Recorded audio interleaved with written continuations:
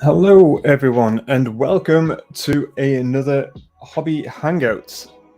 Hope everyone is doing well. I think we actually had Alejandro and Christopher join, but I don't know whether he's still there, guys. Also, you're going to see my good side now as well. What's going on here? Some crazy stuff. Just let me know again if the music's good. If, again, you can obviously hear me for starters as well. That is all good stuff. So hope everyone is doing well. We're going to be doing some Reavers today. Oh man, it's good stuff. And I've also got Sarah joining us as well shortly, so that'll be cool. Matt's unfortunately not able to join us. He's a bit under weather at the moment. But yeah, no, it's awesome. Let's get cracking on. Let us know what you're working on in chat as well, as always. Hey, Christopher. So working on my Stormcast minion set. Yeah, boy. Awesome stuff. You can hear me, right? Just want to make sure you can hear me. I think Sarah's just joining as well. Hey, I think there you are, Sarah. Hi. I figured I'll show him a good side as well. Oh, wow, yeah. Try it out. But you can see the absolute mess I've got going on here. But yeah, you can hear me okay, right? Yeah, I can hear you okay. Perfect, good stuff. There's no echoes or anything. It's always there's always a bit of a funny thing with when I get the side camera, when I get that camera over there side. Okay, so Sarah, what are you working on? Well, today I am working on some Crawl Boys and some Stormcast. Cruel Boys and some Stormcast. Is that from an unboxing video we did recently? It was, yeah. One that people will see soon, hopefully. Well, what a segue that is. Okay, so yes, we have recently done a unboxing video for Harrow Deep, which was absolutely awesome, and that will be coming soon to the channel as well as other unboxing videos. As you can see below, we've got some Marvel Captain America going on there down screen. We've also got some Twilight Imperium, and of course Age of Sigmar stuff, which is always cool. Today I was going to paint some Assault Intercessors and was about to send you guys some lore bits and idea for my shiny goats. Awesome. Alejandro, mate, send them through. I'm speaking with Matt. Matt's unable to join. He's actually a bit under the weather at the moment. But yeah, send those ideas through and obviously definitely check those out. We'll just disconnect that. Okay. And Christopher, thanks for letting us know that the sound quality and the voice is all good. So yes, we have released the campaign as well. The campaign video is now live. Obviously, I'm sure some of you guys have already seen it. It's a few minutes long. In fact, you know, this is it right now. What's actually on screen. So yeah, it's going to be some exciting times, honestly. We've got some cool stuff coming down the line. Obviously, we're going to be vying for control. So you got the Beast, which is Alejandro's guys. And then we also have the Elves from the Cities of Sigmar colliding. So yeah, it's going to be pretty cool. There's different ways to get involved, as you can see on screen. So we're going to have polls on Instagram, sorry, well, probably Instagram as well, but on YouTube and Discord. You get also points for doing any hobby progress. This is painting, also building miniatures and so on and so forth, and also submitting battle reports, pictures, all that kind of good stuff. Also character names. What we're going to look to do is group all this information together, and throughout this campaign, we're going to be doing releasing content and basically showing the evolving of the map itself. So it's going to be pretty cool. Territory is going to be lost, gained. Characters may die, who knows? But no, it's all exciting times. So, Sarah, in fact, you're working on your thing, aren't you? Did you say your Stormcast and your Cruel Boys? Have you based them yet? Are you going straight with the No, boots. I've not finished them just yet. I think the Crawl Boys that are coming, that Warband that is actually in Harrow's Deep. I think I'm going to use those as a test unit for the paint scheme for my entire army because I've not really chosen what the paint scheme's properly going to be yet, and I need to see how the examples are going to turn out. So for each of my orc armies are from a different realm. So my Iron Jaws are from Heesh, my Bone Splitters are from Gur, and I'm going to have my Cruel Boys from Ulvu, which is the Shadow Realm. Shadow Realm, yeah. And I really wanted to do them instead of green. I wanted to do them sort of like a really grey, palish blue color. Sounds good. And all the leather and skin that they're going to be wearing is from other orcs. Ooh, that sounds awesome. Yeah, they look like Cruel Boys. They're going to be based around the lore for my Orc Warband, which carries on from the Iron Jaws to the Bone Splitters and now to the Cruel Boys. Yeah. It's sort of like a little running narrative. It is being worked on. It is being worked on, and it will be uploaded at some point. I believe you want to see it. Wait, are they on screen charging across the map right now? They're just on the edge of the realm gate. They're just on the edge of the other side of the realm gate, just waiting to charge through. Waiting for the wire. Yeah, I was going to say, well, when they do make an appearance, we do have a wide variety of armies, of course, that they'll be up against. And I think we're talking around potentially Nighthaunts as well, because they've not made an appearance for quite some time on this channel. So that'll be pretty cool. We've got a few characters lined up. All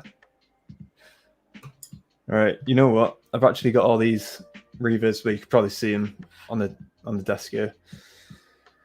Dear me, it's going to be a bit of a session, but I think I'm going to get cracking on with these. So let's have a quick look. Okay, so I'll do the boots. I'll do the boots first. Let's get on with the boots. See, this is what I mean. You don't really see this often, not at all. But you can see down here, my paint setup is atrocious. I don't think I've shown off my paint desk or anything when I'm using it, and it's a really, really tiny desk. It's probably less than half the size of the desk that you're using, right, okay. And it's got about 30 models on it at the minute, a wet palette, all my brushes, and my stack of paints. And it's such a small table, I can't actually get my knees under the table because of the height of it. I was going to say that. Is it like a stool or something? It's quite impressive. It might as well be.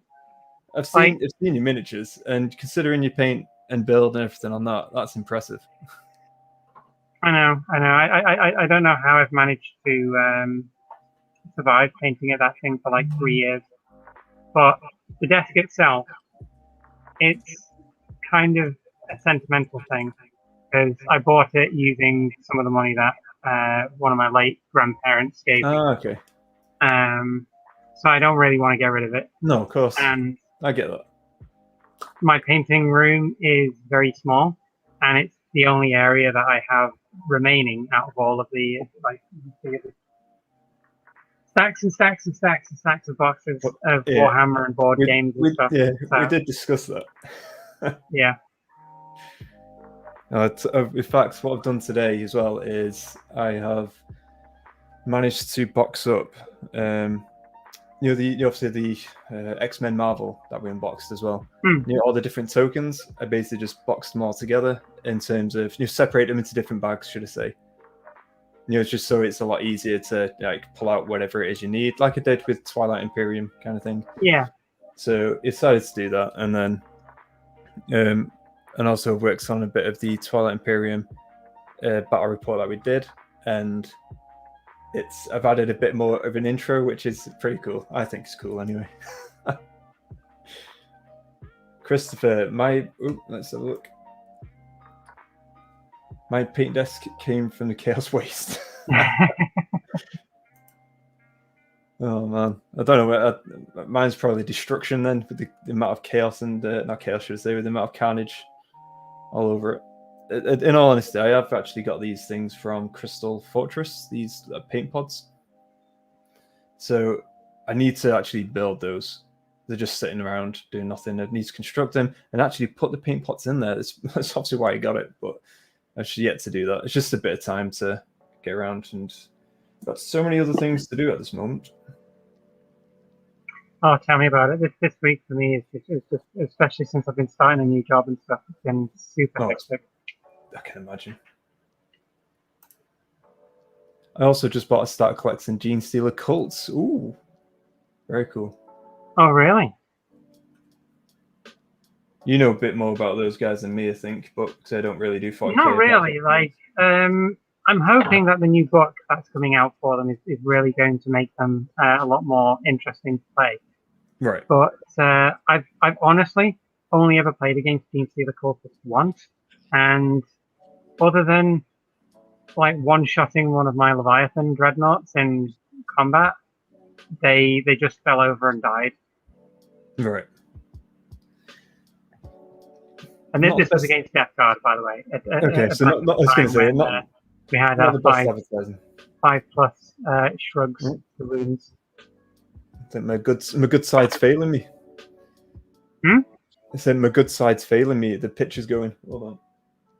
Maybe the camera is just disagreeing. The camera disagrees with me. Yeah, it's like that's not your good side, mate. You don't have one. I can't wait for the Twilight Imperium game. That's gonna be absolutely epic. Oh, it is gonna be so good.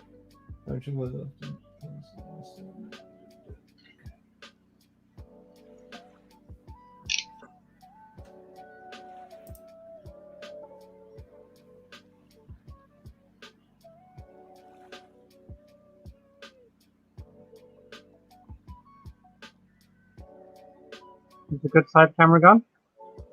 For the time being.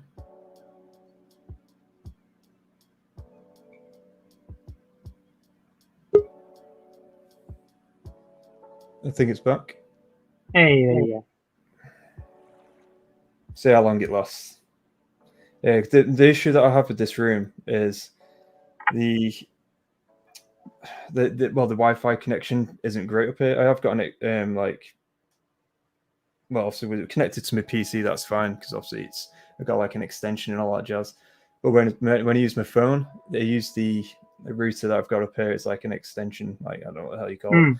But either way, and it's meant to help boost the internet and all that jazz for obviously other devices and smart TVs and all that. But I'll tell you what, it doesn't boost it that much. So the fact that it boosts it a little bit means it's doing its job in a way. Well, it seems to be all right now, so we'll see how that goes. And my girlfriend purchased a punch. Was it my girlfriend punched because of that? No regrets. Alejandro, mate, you're gonna have to explain yourself. What's going on there? I'm assuming it's because you bought the Gene Stealer box, and then you got a punch, but then you have no regrets because you enjoy the box so much. Is how I'm reading that. They look really cool. They're an interesting bunch of models. I really used to like them back in like the Rogue Trader and like second edition versions of 40K. It was such a weird bunch of characters because they came in between Imperial Guard and the Gene Stealers, and I just thought it was weird that a unit of an army of humans worshipped the Tyranids. Sorry, Sarah. I just had to do this. Good side, hilarious. Hey, Matt. All right, listen here. I'll tell you what. When you're on screen, mate, we see your hands. With me, you get it all. I was going to say he's not well, but he's well enough to. He's well enough to come on here, yeah. To send those quips. Oh, he's good lad. At least he comes on and gives us some stick. That's what matters. Yeah, Matt, I've already give them the excuses to why you're not here. You are under the weather, I know. Could do with less. Less is more sometimes. No, it's not. You need to be absolutely. It's got to be done by like Slaanesh standards. Excess or nothing. Excess or nothing. Yeah, exactly.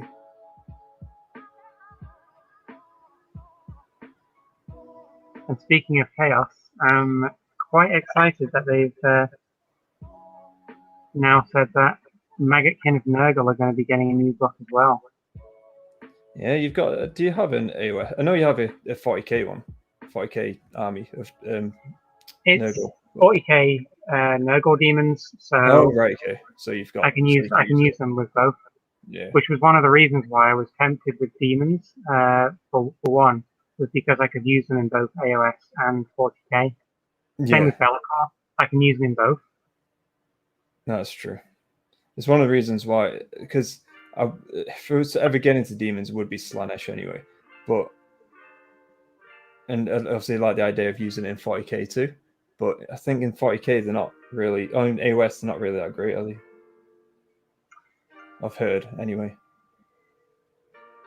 They used to be a little bit overpowered because of the ability to bring things back so frequently, but that got nerfed, and I don't think the new rulebook was quite as kind to them when they updated with all of the new mortal characters, because I just in all of the tournaments that I've seen, I don't think there are any Slaanesh representation. There's Tzeentch, Khorne, Nurgle, but other than playing Slaanesh once when they had their ridiculous summoning rules, I've not played anybody with Slaanesh since. Yeah, that's a bit of a sign, though, isn't it? I mean, as you know, I'm not the most competitive player either, but so it wouldn't really faze me. I would still get them and enjoy them, but at the same time, you know, winning a game, if they're really that bad, then I don't know. I'd like to win a game with them at some point, I guess. Yeah. I mean, I don't think they're terrible. They're just not as good as some of the other Chaos Demons at the moment. Oh, okay. Matt says Faceless One is currently voiceless. I know. Poor lad. Poor lad.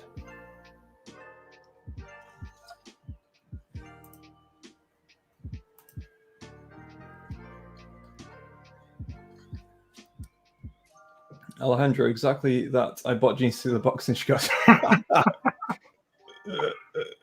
I love it. Goes wrong, she didn't punch me. So now I got Gene Stealers, but I'm sleeping in the sofa, not on the sofa. Pretty good trade-off, if you ask me. Tell you what, it doesn't sound too bad. I mean, you're inside the house still. That's key. At last we can be together. Yeah. Just as long as you spoon the box and you're all good. Last time I played Slaanesh, it was pretty lopsided. Then they got nerfed, so I have no idea how they are now. Yeah, to be honest, I've only heard musings, should I say, in terms of how bad they are now. I've obviously never played them, but I've actually got from Josh at the store. He give us this Slaaneshi demon, as you do, just to have a mess around with, and to be honest, I'm looking at painting it up and then I was assembling it and painting it and just seeing how I do with contrast painting it as well. Because I don't own a Chaos Force, so. Well, if you are interested, I do have some Slaanesh. Not a terrible amount. I've got like 10 Slaanesh Demonettes, 5 of the Cavalry, 3 Fiends, and the Lady with the Harp. Oh, okay. Well, I was going to say we can always look to do a bit of trading if you like. We can talk about that obviously offline before we go into debates about what's what. But like, no, you're not having that for that. What are you smoking? It's like, oh no. if like, and I know you. I think you were saying about like the Caradron Overlords or something. Yeah, I do have a tiny force of Caradron Overlords, and I wouldn't mind switching Slanesh for the Caradron. yeah. There's someone says, I mean, Overlords, as much as I kind of enjoy dwarfs, they're just not my type of dwarfs, if you know what I mean. I think we talked about this, didn't we, before, when I've got my dwarfs that I really like, which is from my fantasy army, my city dwarfs. But then again, we went into a long debate about what a true city's army should be, and in my opinion, a true city's army should be. I wish they do this, or I wish it. So we have a elf, human, and dwarf, all mixed into the same unit, and wearing the similar armor, obviously weapons, all that stuff, like a militia. I think that would be absolutely awesome, and that would be a true cities of Sigmar army to me, rather than just saying, "Oh no, it's all Dwarden. Oh no, it's all flipping humans. Oh no, it's all elves." I love it if they mix them all together, and even if like in the box itself with the archers you get more elves, because they are supposedly probably better than other races that shooting with bows or something, but you still get a few humans who are as good as them. Just something like that, where you could play around with it and have a good time.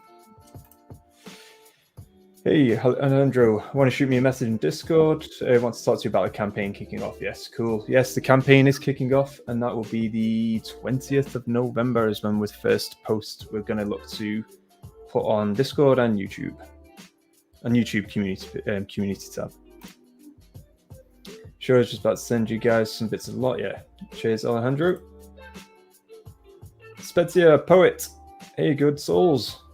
Hey, how's it going? Yeah, I haven't seen you for a while now, actually. Hope everything's all right your side.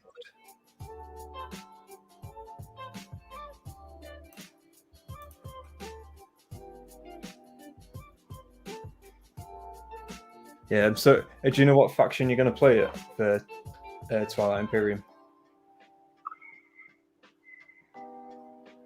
See, if nobody picks the traders, I kind of feel like having a go at the traders.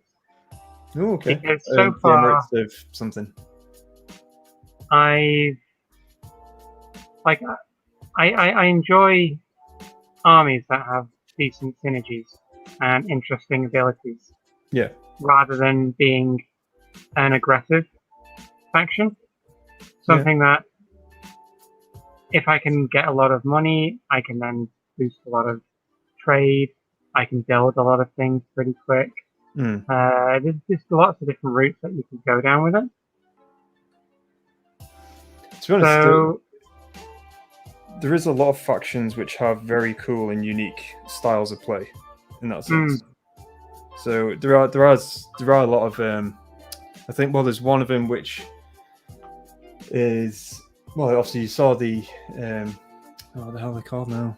The snake lady that I was. Yeah, I really like that one. Yeah, I think that they could just steal first place. Yeah, exactly that. And one thing I didn't realize as well is that they actually could, I didn't utilize the ability straight away in terms of retreating and coming back into the zone and all that kind of stuff. So it's my own fault really for not, picking that up. But I did. It's definitely one thing I wouldn't trade away if I was them ever again. It's not that token. Oh yeah. Yeah. That token won me the game. Yeah. Initiative for the win, literally. Yeah. It basically gives the win away. But then again, there is a lot of game to play though. It's not like I give it to you and you win kind of stuff. It's you kept onto it, you used it well.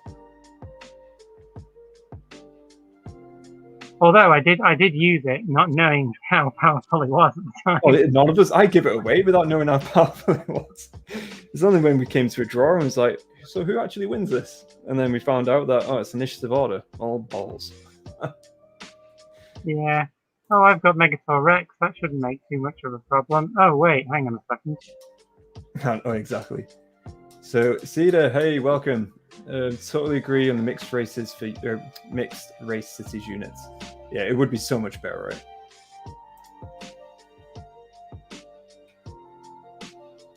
can report that Drac carve really good. 2 Tempestos, 2 concussors, smashed a corn, mortals listed to bits. Ooh.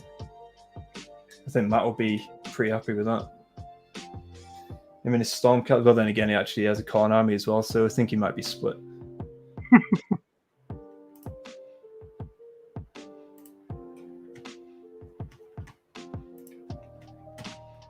I agree with mixed humans. I didn't even need. As soon as I said with humans with Dwarden, but I knew what was coming. And with no elves, yeah, he doesn't like elves. So here we go. The best elf is the dead elf. There you go. That's Alejandro all the way. It's actually Alejandro who he's the in the campaign that we got. It was actually in Discord where Alejandro and the Wood Elf guy, I can't remember his actual user tag, but either way, these two were like discussing, bantering back and forth, and then me and Matt was like, "Yep, that's them two are going to be the starting factions." I've got some Dwarden human handgunners that I'm intending on mixing. No elves. Cedar, I want my elves. I was going to say there's a hatred for elves here, but I love my Lumineth. I really adore them. Yeah. Well, I do like that you can have a Sigmar army from Hish, which can include Lumineth as well. I'm skipping the face every time because the lore videos aren't that long. Alright, what we got? Spitzer, Poet even. So the mixed race unit would be super cool in an Underworld band. Ooh, that's Underworlds. This is another thing. We've recently done an unboxing video. It will be coming to the channel soon. That's for the Harrow Deep. And I'm going to be looking to try and get some games in with Underworld as well because it looks really cool. And something that Sarah's actually working on this evening is 2 warbands from Harrow Deep, which is very cool. A captain on foot, an ironbreaker, a sword, and broad human, and elf ranger. I think would be really cool. And that's a good show though, because I was thinking very much of because obviously I don't play Underworld, so I'm looking to play the cities one though. I'm thinking of doing one for Warcry. And just thinking now, shrinking it down a bit. I mean, obviously that's shrinking down even more with with the Underworld, but I'm thinking of doing a Warcry warband that's mixed. I think that'd be cool.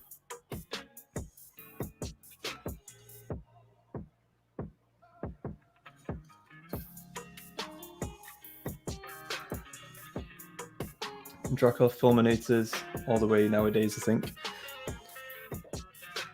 I'm assuming that's with obviously new book and new rules and all that jazz.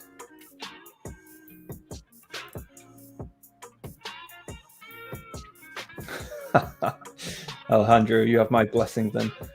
Yes. No, get those elves in there, folks.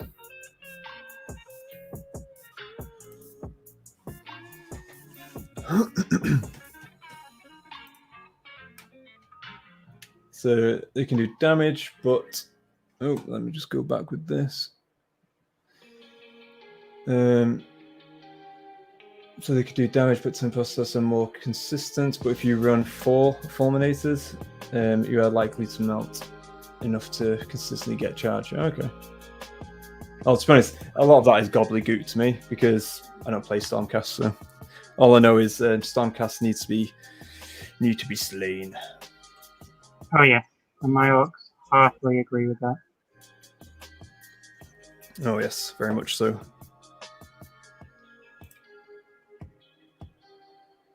Hey, good souls. Name is hard, but it's okay. I am dyslexic, by the way, folks. So I'm going to be even worse at spelling this. But Spia, is that right? Sarah, what do you reckon? Speedja, I guess. Speedja. We'll go Speedja. Don't worry, Chris. You'll be on the receiving end. You'll learn. Oh, These mighty Sigmar folk think they're so brave with their hammers and big beards, and obviously there's women in there now as well. So, tell you what, nonsense. Tell you, they're all going to be sent back to, is it Sigmaron? I don't even know where they're from. All I know is that they die. And one hefty punch to the face, and they go running back to Sigmar.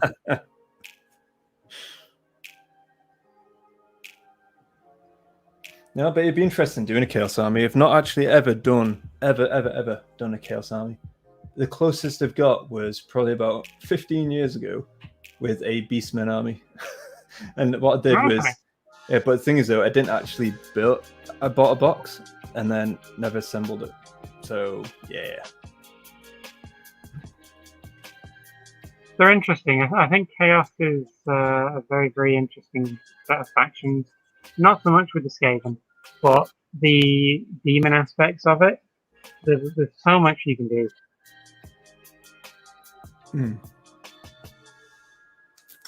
Just thinking about the like the beast, because I like the idea of the beastmen, as in and to be honest, to paint them as well, it'd be just like painting the Skaven, quite straightforward. In terms of contrast, I'd be able to blast through it all. So, I think I don't. I'm setting myself up here. I need to get rid of. You need to strip a few armies out first. So what I've done is I've purchased a lot of armies quite early on in this Age of Sigmar career, if you like, and obviously new armies have come out, new rules, new lore, different stuff, and now I'm just stuck with a lot of armies that I wasn't so keen on, but I got them because they were new, and I was like, ooh, shiny, and then just a lot of them are legacy fancy armies that I have as well that I've moved over. So yeah. Yeah, I picked up Ogres when they came out with the Ossiarch Bone Reapers, and I've just not done anything with them, apart from converting a couple of the miniatures. I've never played a game with the Ogres, and I've never been inclined to either. See, I've only ever had one game against Matt with my Ogres, and it was they had a good time. They chewed through a lot of units, his Khorne units, but I give him this. They're very how I played it. They were very simplistic to play, which I enjoyed a little bit because after playing KO Sylvaneth, it was very dynamic. You have to play. You have to strategize a lot more rather than, hey, there's the enemy, go charge, that kind of stuff. It's more like, oh, ship is over here. They're close. Let's fly away. Let's land somewhere else. Let's try and get out of range. And Sylvaneth is trees. Need some trees. Flanking and all that jazz. But yeah, I like the simplicity of them, but they don't, I always say this, they don't call to my soul. Not really something I'm like, oh, so eager to play them again. I've only played them once. It's kind of like how I've had the on and off relationship with the Ironjaws. As much as I really like them because they're massive orcs, and they've got so many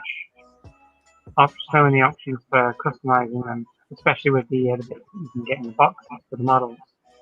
They're a very, very, very simple playstyle. They have they've only got one magic user, which you never really use more than one, I don't think, in an army. And they have no ranged attacks apart from the breath attacks from the Maw Crushers. America. It's all move, attack. That's pretty much it. That's their entire thing. But with the Bone Splitters and the Cruel Boys, they've got magic, they've got sneaky movement abilities, they've got ranged attacks, and they're decent in combat as well. Yeah, they do seem a lot more flexible in terms of different things they can throw at the enemy. Let's catch up with a bit of chit chat. Poet, so Speedia, blisters for days. You won't get close. I think I've only ever fought Matt against Stonecast, and he's used Ballista once, I think. It does put out a lot of attacks, but I used my Nighthaunt at that point, so I was kind of just soaking up the damage, I believe, if memory serves me correctly. Not anymore, though. They are pretty much single shot type of weapons now. They have a shorter range multi-shot attack, right? But the long range ones now don't do that thing where they have like the arc lightning. You know, where if you score a hit, it scores d6 hits and stuff like that. It doesn't do that anymore. That's interesting. I suppose then, if you get closer, then you have the obviously the what the hell do you call it now? What's that ability? I say I haven't played Age of Sigmar in about 2 months now, about something like that, because I've been played Warcry last time I played. You know, that shooting ability within 9 inches. Unleash Hell. Unleash Hell, there you go. Thank you. So yeah, Unleash Hell. So they have that ability, which I can imagine put up, you know, quite a bit of damage if they get close. But they still don't get the d6 hits per shot. Which so they just don't get it at all. And they're at -1 to hit. Yeah. So unless they're hitting with the single targeted shot, there's still a chance that they're not going to hit anything, even if you charge them.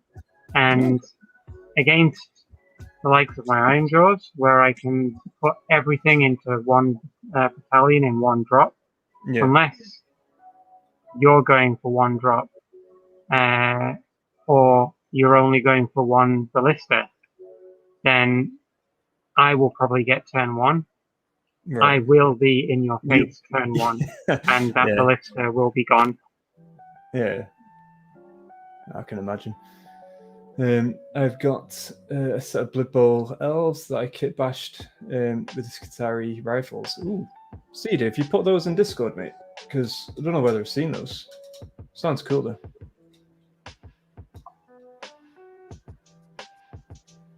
Is that like for the Cities of Sigmar one? The Skitarii rifles, like muskets? Must be, yeah. How many ogres would you need to beat a Trogoth in an eating contest? I don't think a Trogoth could beat an ogre in an eating contest. I was going to say, Sarah, I'll let you field this answer. Because that's the whole thing. Ogres eat things. They'd be finished with all the food that they are supposed to eat, and then they'd eat the Trogoth as well. There you go, Alejandro. Question asked, question answered. Whether you like it or not, you get it. No, Cedar, why do you betray me like this? Because of the elves, of course. Wanted to keep them separate. They're too snooty to mix with the normals. Normie. It's nice. It's just so reminiscent of some of the conversations you and I had, Sarah, about elves and stuff about how they actually are, and they're like within the city's army as well. So. I mean, I used to hate elves because I collected dwarves and I collected orcs and goblins. Yeah. So they're the natural enemies of both of those two. But now I have Lumineth, and I absolutely love Lumineth. How are Lumineth faring these days? How are Lumineth faring these days? Actually, pretty good. They're probably one of the best magic units, magic armies, in the game. Right. And they have so much balance. Well, when I say balance, I don't mean like rules and stuff like that and point-wise and whatnot. But balance in what they can do across all of the turns. So they've got really good cavalry, they've got really good foot troops, they've got good heroes, both for ranged and combat. Okay. Really good melee units, really good ranged units, and they're all wizards. Well, most of them are wizards. Yeah. That's pretty cool. With the number of different spell laws that they've got, there's so much you can do with them. Very versatile. They sound pretty cool, yeah. I was wanting to bring out, obviously, we talked about this before as well, as the Malarian in the Dark Elves to see how they would Some fare. proper Dark Elves. Yeah, it'd be really cool, I think, to see. And obviously, Malarian would be an absolute beast of a character. Yeah, not So like dragon the size. ones that ended up getting relegated to the cities of Sigmar, where it's like, are you going to come and kill people in the name of Cain? Sorry, can't. Got stuff to do with the High Elves and Wood Elves.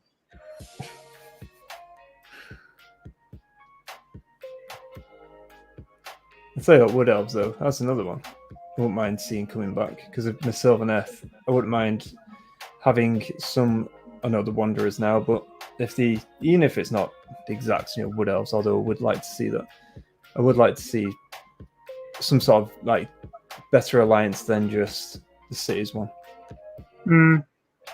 They might end up doing an entire army based on the Kanothi. Yeah, that would be or cool. it'll end up being like a sub-faction of the Sylvaneth. Yeah. Or one of my favorite characters of all time was Orion. So if he comes back in any way, shape, or form, that's me sold. Oh yeah. Orion coming back, especially when you see what they did to Teclis as a new model. If they did an Orion model like that, even maybe it's what I thought Kragnos was going to be at first when we kind of saw him with the hooves and stuff. That it was going to be a larger centaur version of Orion. But yeah, something like that would be absolutely amazing. Be epic. I love it.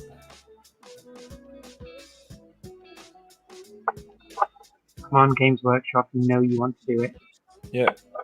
Tune All into about the Dice money. Sagas and listen to us. Do as you're told.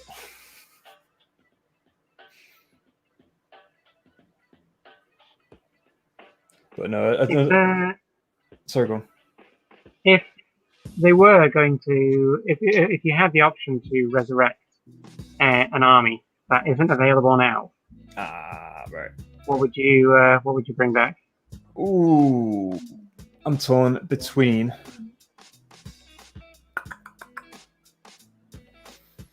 Tomb Kings and Britannia. Probably. Bretonians is a really, really good shout. I love Tomb Kings just because, again, the whole Egypt's theme. I thought it was really cool. But I think right now, what's needed most is Britannia version. I think. Yeah. We've got a lot of death. We've got obviously Bone Reapers. We've got Nighthaunt. We've got Flesh Eaters. Obviously, got the Soulbound, Soulblight even. See there, that definitely pulls on the heartstrings. Dogs of War, wow. The Dogs of War, but the Dogs of War wasn't like a specific army. I think they were like unique mercenary units. They were, but you could also field an army of them as well.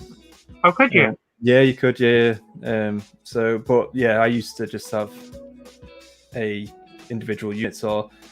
They're just so cool, just like Mercenaries for Hire, and just had such unique character traits for that unit and backstory lore. Yeah, Dogs of War is a good show, but I think Britannia. What about you? Chaos Dwarfs. Oh, yes. Do you reckon they'll do that, Chaos Dwarfs? I don't see why not. I don't know. They have shown that there is a Chaos Dwarf in one of the artwork, right? In one of the Warcry warbands. I think it's the Iron Golems. One of them is a Chaos Dwarf. Yes.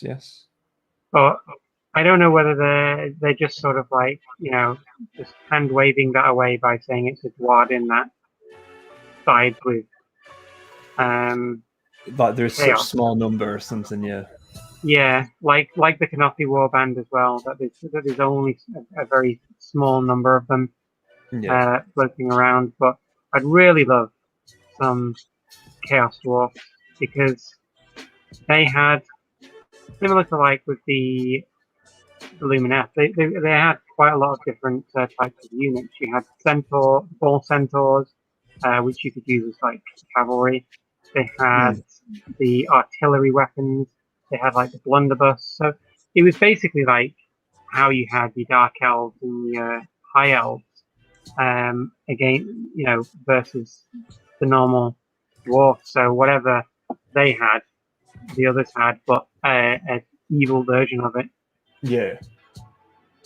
But I think with the new models and how the quality's improved, I'd really like to see a So new cool, right? faction of dwarfs based around the old Chaos Dwarfs. Yeah, that'd be really cool. I think for me, if they did, I think a Bretonia faction, it's one a human faction that's just different. We don't even have one. All we've got is legacy stuff, and that's it. We don't actually have any human factions. I just want them to bring out a damn human faction. We've seen the Witch Hunters and some other humans, like individual models. They look so good. Same with like what they did with Cursed City, the what was it now? They made rules for all of the characters to go into the Cities of Sigmar army, and those types of characters that were in there. Again, there was a wanderer, which which implies again that they could do more units of them. Yeah. I think similarly with the vampire hunters as well. I'd love a sub-faction of vampire hunters. Yeah. That'd be awesome. I love like warrior priest back that are actually at the forefront. I mean, imagine how cool they would look right now. It'd be because that father and daughter combo that they did, that's probably one of their best human models that they've done in a while. Oh, for sure. So I think human factions for sure. I think that's definitely needed. I'd love to see some like Dwad. I know again we've got Fire Slayers, we've got KO, and then we've got the City Dwarfs.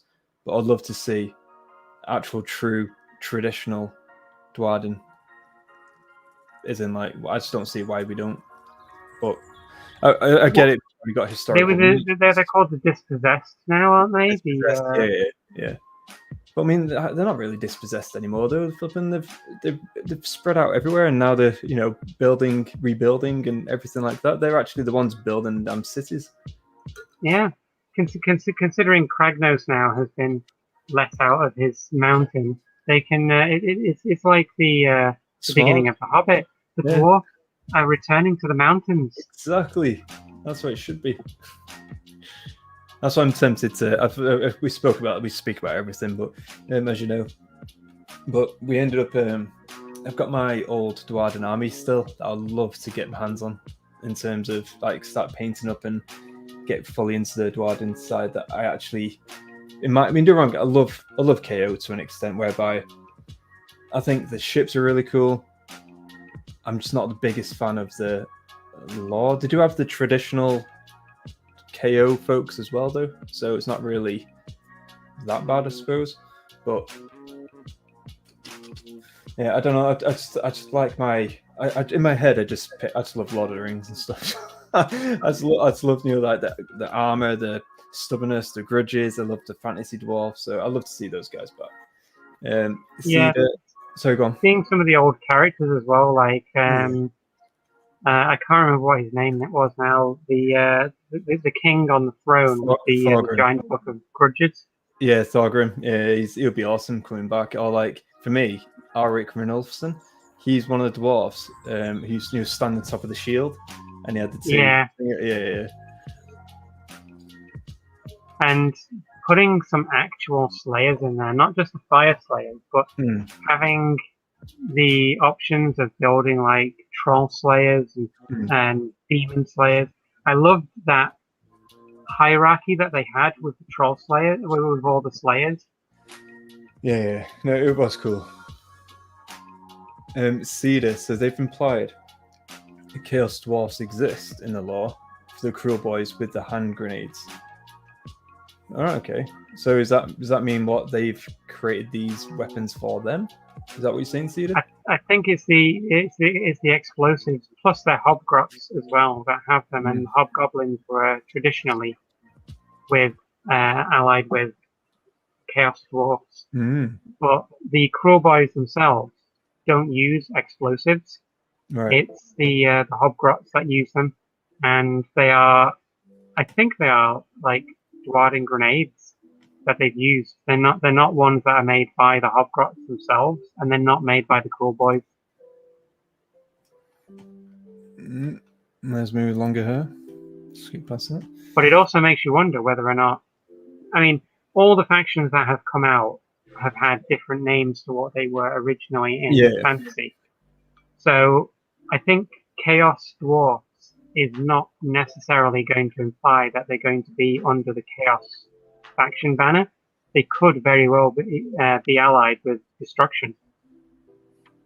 Could be. I mean, to be honest, because I suppose because they do have the Chaos Dwarfs. I mean, obviously they wouldn't necessarily be labelled as Chaos Dwarfs, I suppose. But as you say, the Chaos Dwarfs, unless they worship one of the 4 gods, or they get in, or they become like a mercenary hire unit or whatever that they could introduce to any of those armies.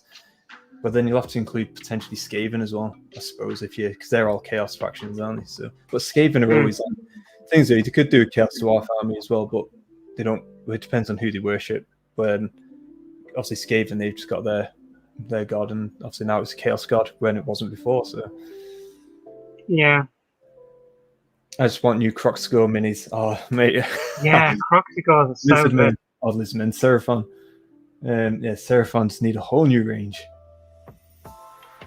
Croxigors were one of my favourite units from it. I loved some of the old metal ones. Oh, me too. I used to, Seraphon, Lizardmen.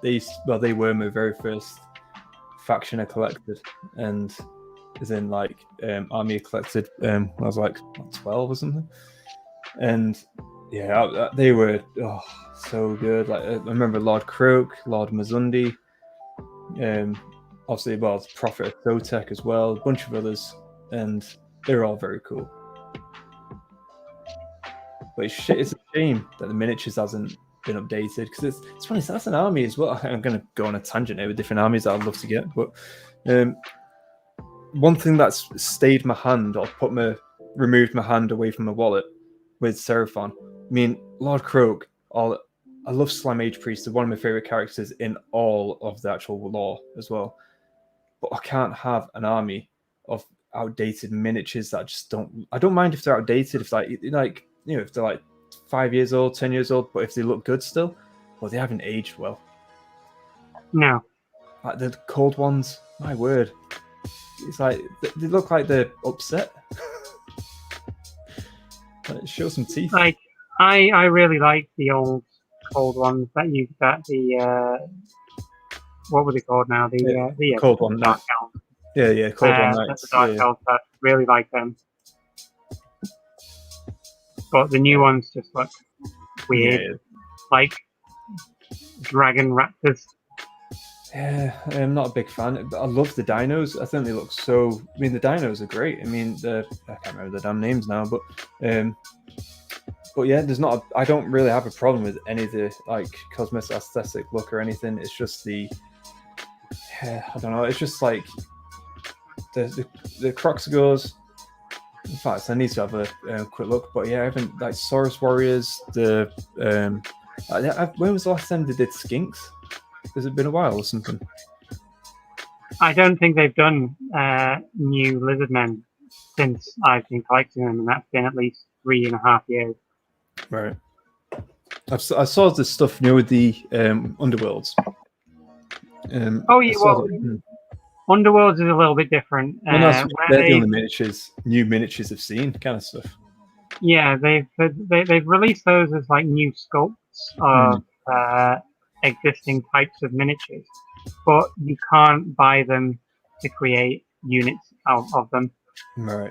I don't think they've made, other than Lord Croak, any new models, at least in the last 3 years. See, that's what I mean. I'd love. It does makes a single tear drop down the face. It does. I'd love some new Seraphon. Alejandro, I'll never understand the obsession of GW to take one unit and making an entire army out of them, like the Sisters of Slaughter or the Slayers. To me, it's really, really dumb. I agree with you historically. Now I actually don't mind. I've become accustomed to it. So the Fire Slayers, I agree. There is like this whole. I mean, I like Fire Slayers, but there is a whole, like, there's not enough diversity there within the miniature range. There's, I mean, like the father, the sons. You've got every unit looks near enough the same, just carrying different weapons to an extent.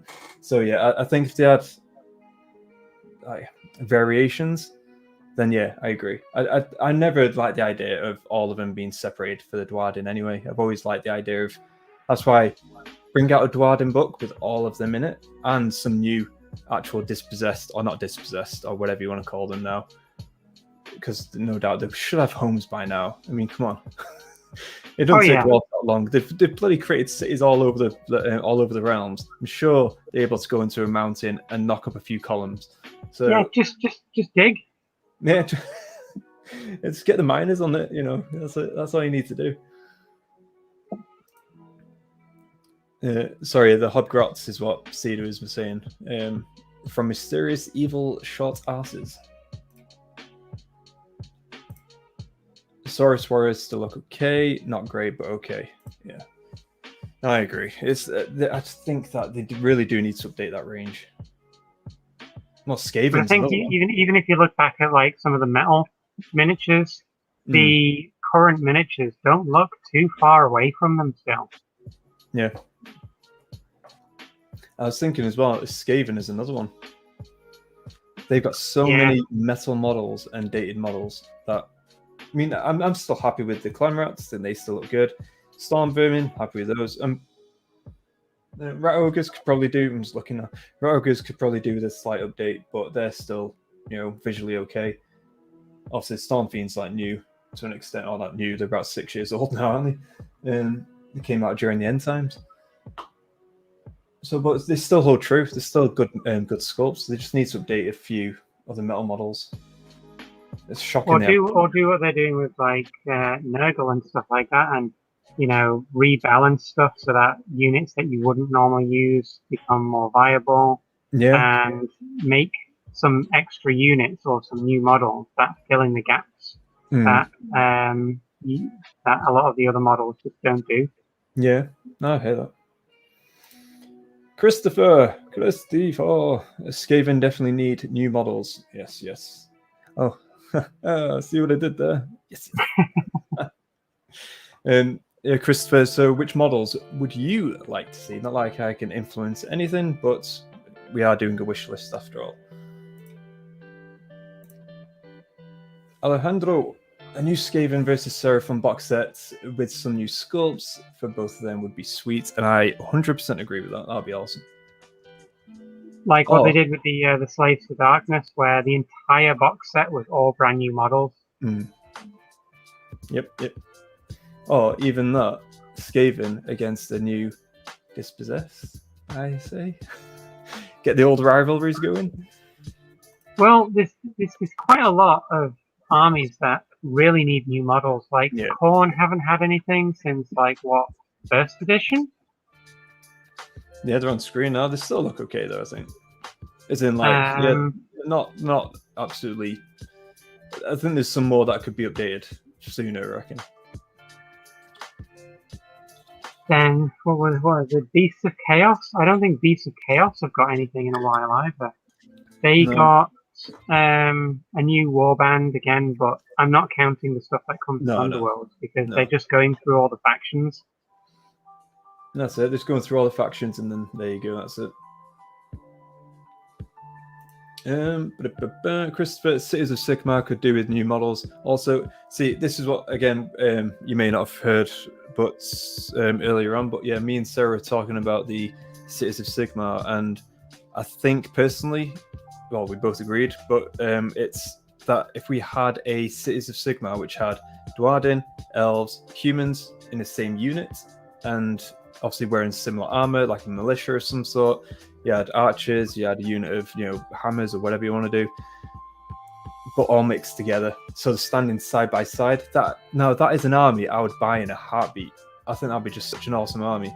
And given the same stats, it doesn't matter. I mean, good grief, that really doesn't matter. It's like what they did with. I am right in thinking this, but the Soulblight Knights. I think it doesn't matter what you equip them with, right? Is that right?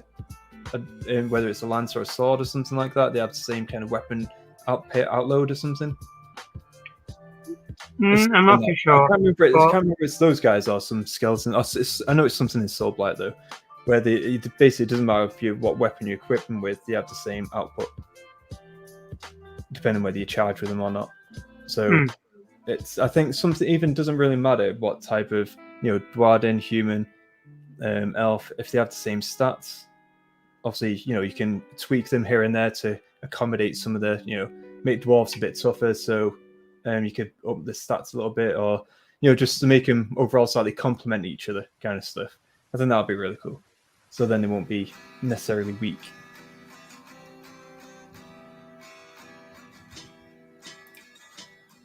Christopher, new Eshin Skaven. Yeah, yes, definitely.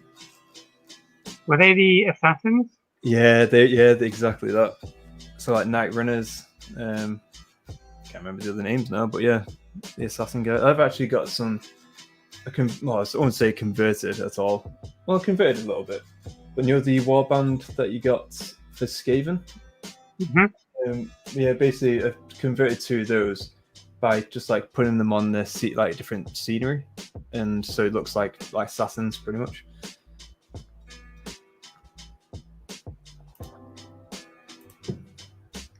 Mark, welcome, mates. It's been a while.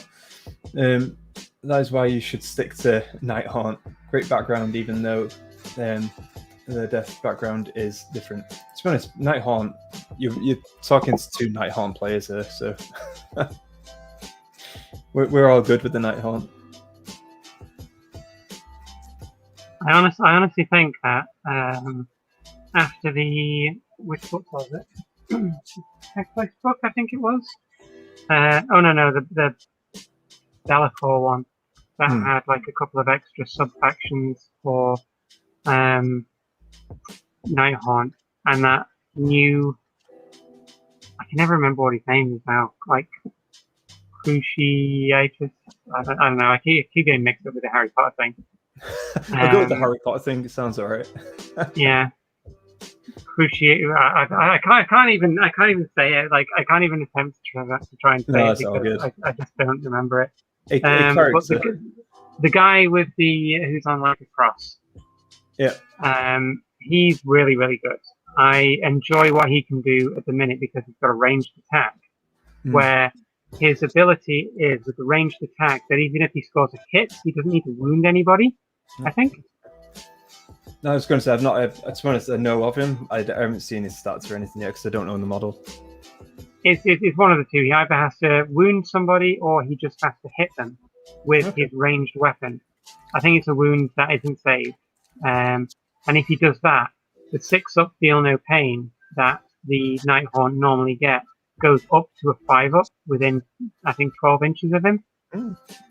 So he can be put with some decent units like the Dreadscythe Paradins, which I really like now. And they're the ones that dish out a lot of attacks, right? Oh yeah. They're so good now. I absolutely love them. A unit of 10 of them can just demolish heavily armored units because so many attacks go through. And with him nearby, if you try to attack them before they get to you, he'll shoot. If he gets 1 wound off, then they've got a 5-up feel no pain with whatever their normal save is. And since they're ethereal, you can't modify their save regardless of how much rend you get on your weapon from charging. Like it. See, this is what I was saying before there as well, is that because I have so many armies, and some armies that I'm not really that fussed about. I don't really have time to invest fully and flesh out a lot of the army. It's like the Song Revenant as well, the new Sylvaneth miniature. I've not even got that. Not even got the Archregent either yet.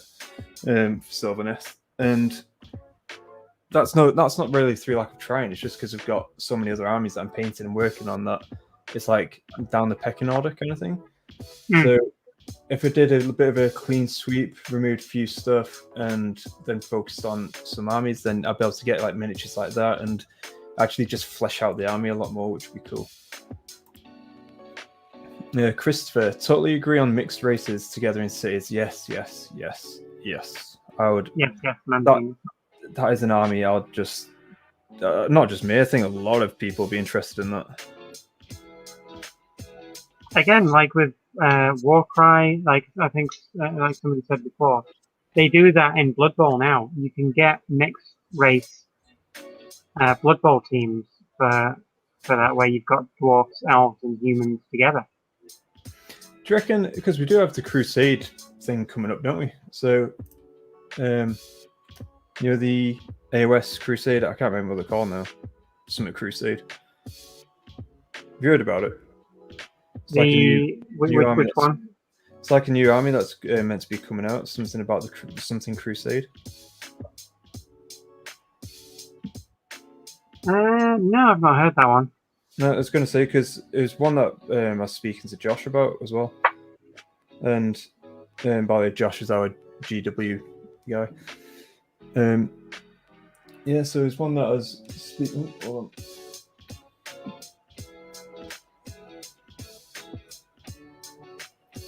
I'm losing a bit of I think the battery's dying on my phone there. This my good side may have to go off soon. And the battery's dying. But no, it was a Dawnbringer Crusade. There you go. Thank you, Cedar.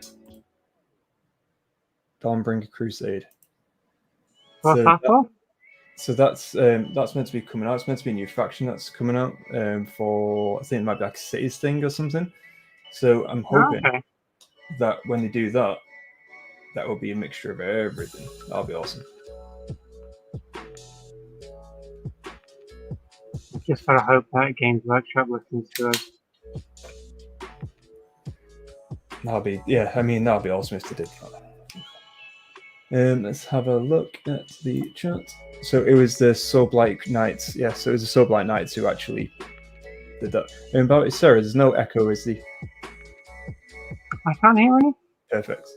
It's just because about to disconnect, that's all. Disconnect some tech.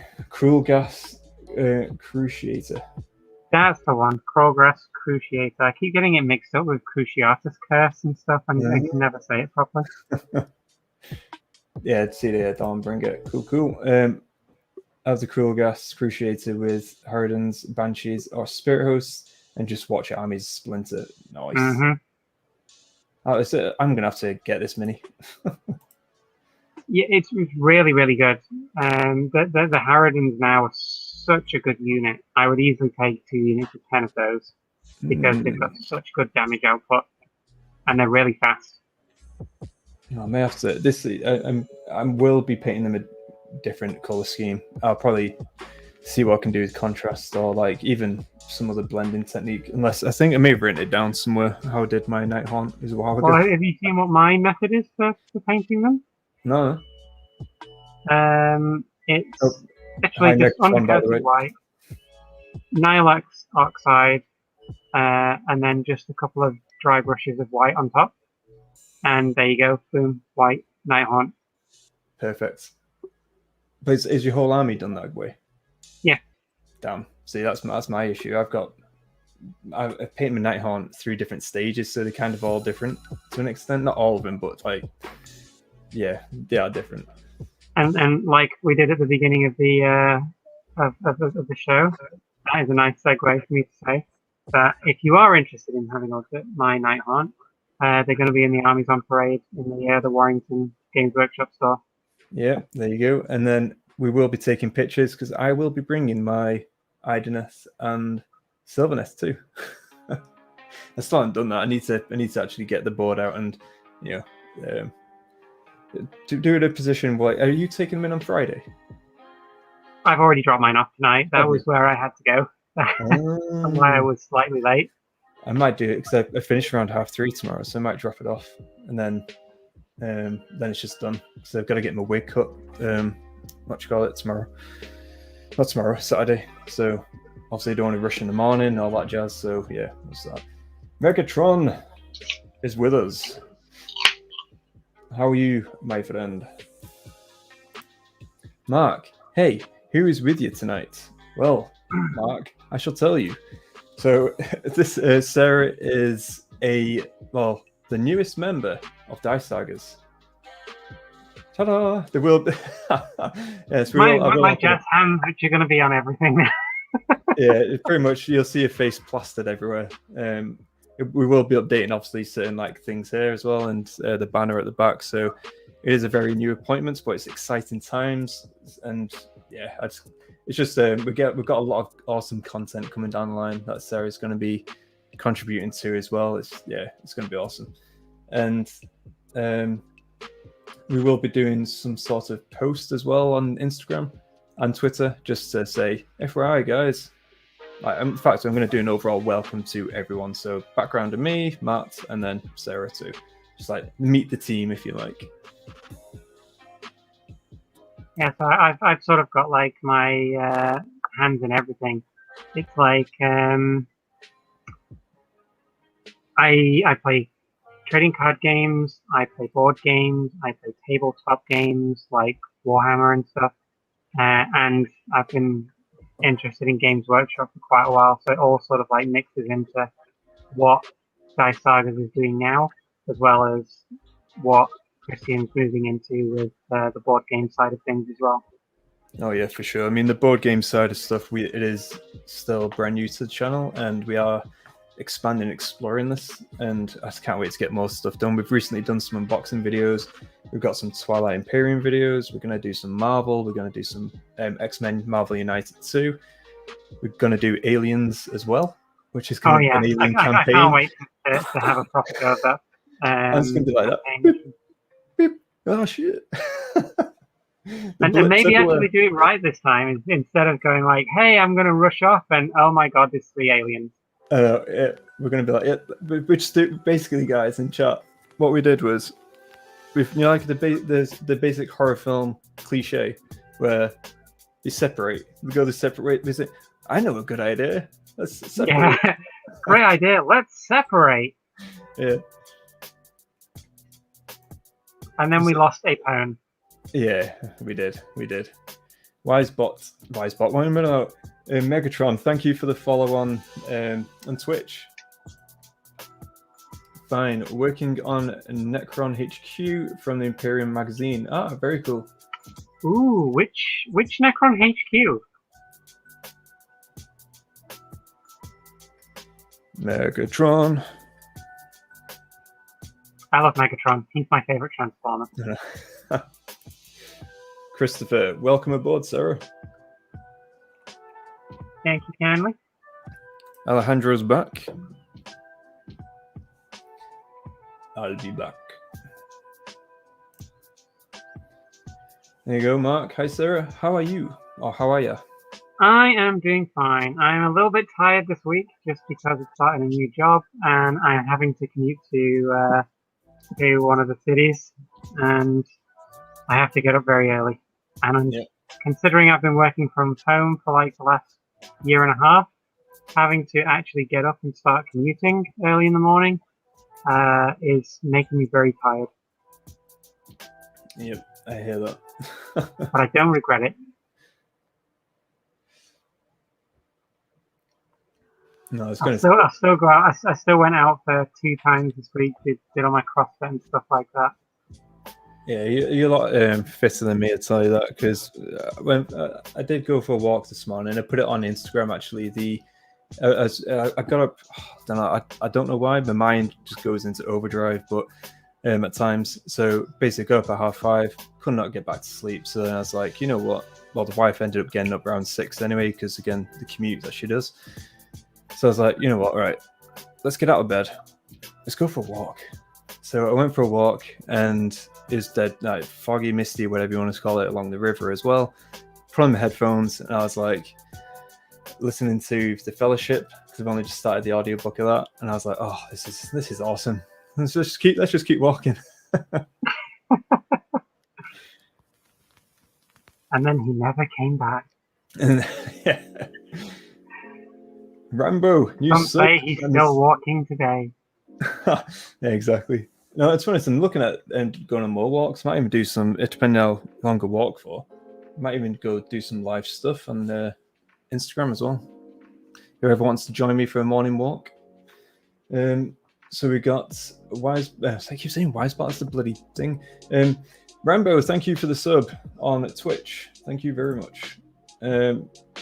Mark Stanley, I play Warhammer AOS, Warcry, and also started Kings of War. Also been reading and collecting comic books for 38 years. That is, I know Mark's a very must have quite a collection, especially with like some of the golden oldies.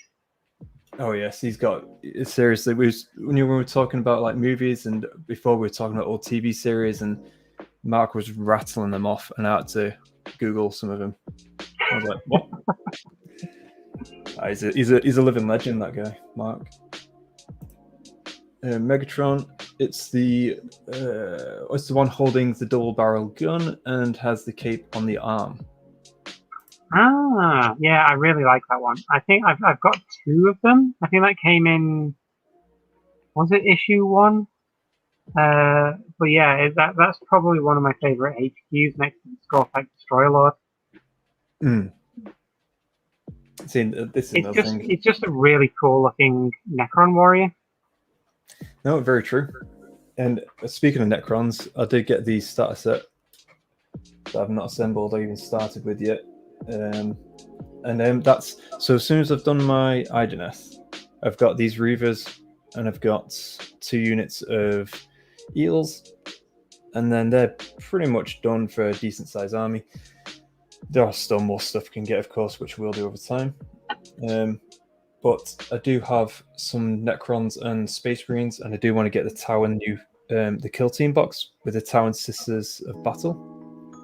Obviously up for Kill Team, and then I'm going to have Necrons for Kill Team as well, just the box standard guys, and then Space Marines as well for Kill Team eventually. So that we're gonna you can look forward to some battle reports and so on coming. It will be obviously in the future down the line, but it will be coming to the channel at some point. And also we're going to look to do some community lore videos as well for 40k. So if you have any thoughts, I know like the Knight of Zen, he's got these desert lions that he's been talking to us about, and I'm definitely going to be doing a video on those. So if you have any more, join us in Discord. Let's start talking.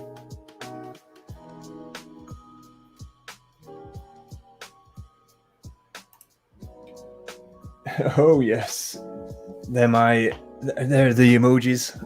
GG. What are those emojis? So those are on Twitch. So these ones are, and basically it's myself as a knight and holding GG. It's in like obviously a good game. Okay. 39 years. Wow. 39 years. Correction. That is now older than I am. It's actually, because I mean, I'm 34 next year. So, but it's 34 next year, like July. So it's a while off. I'm still 33.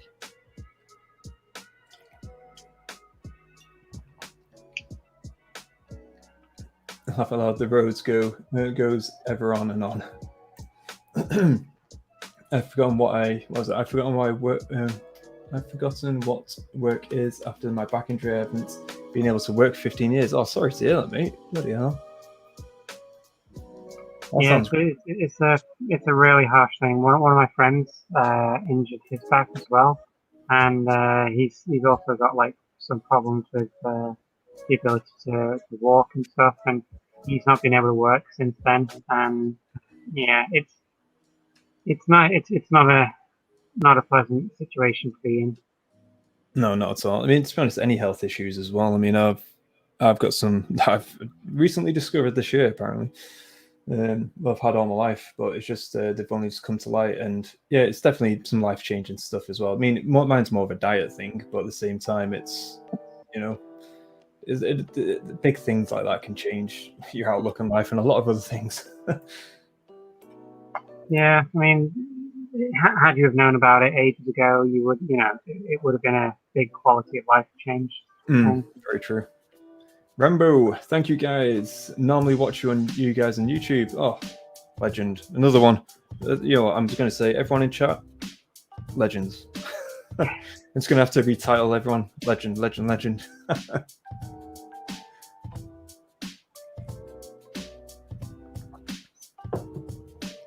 I was going to say as well. Is this being broadcast on Twitch as well? What was that, sorry? Is this being broadcast on Twitch as well? Yeah. Oh, right, okay. Yeah, Facebook as well. I don't know. I did not know. So there you go. Now you know. So Mark was now from. Battle. We got Mark from Facebook. Just getting the old rod fishing, and pulled him in. Okay. Now he's in YouTube. No, Megatron. I have a picture of the captain with the is it Volsite pistol and shield from the same magazine. See, they are good deals, aren't they? These magazines that they do. Because I remember the AOS ones that came out. Didn't you get a Linda in one of them? Yeah, that is how I ended up getting my Nighthaunt army. I actually started collecting slightly before Mortal Realms came out, and when I realized, holy crap, I can get a really cheap Nighthaunt army this way. And I ended up just waiting for specific issues, buying multiples of those, and I built up an absolutely massive Nighthaunt army for much, much cheaper than what you would normally buy it for. Okay. So, like, if you do get the opportunity, I would probably have a look at the Imperium magazines. You can probably find online some places where it tells you what future issues are going to include. So you can preempt. Yeah, and anticipate whether you're going to buy that or not. Wait another couple of weeks for the next magazine. But I think issue 10 and issue 9, which have just been out, between the two of them, you get 10 Necron Warriors and 3 Scarabs. So that's like, what, 18 quid rather than 30 quid, which you would normally pay.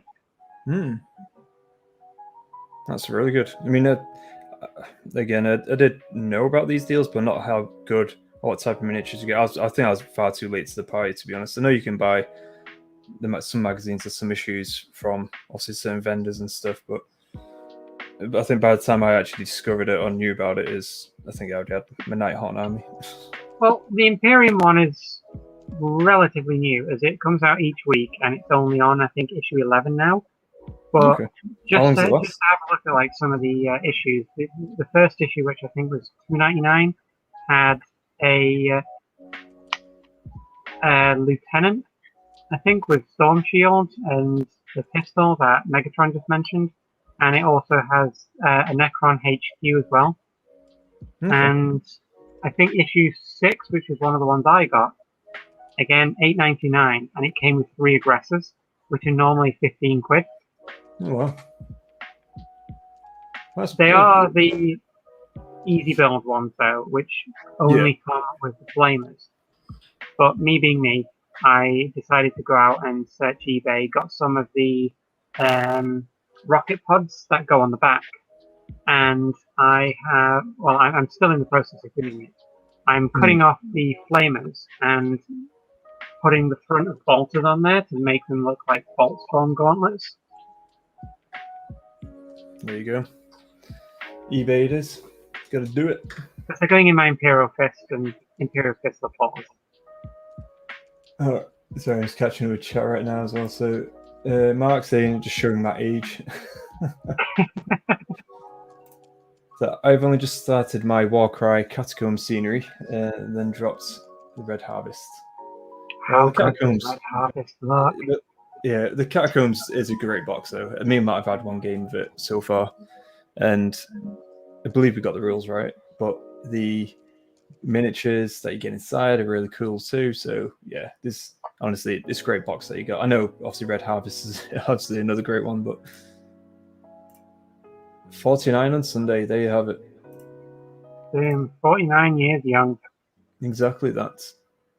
Depending on what planet you were born, that's, I think on Mars, what you'd be about, probably about 21, 24. All about perspective. Trust me, when people say you gotta tell, when people say you get all those benefits, I still have to face the pain. Yeah, no, it's true.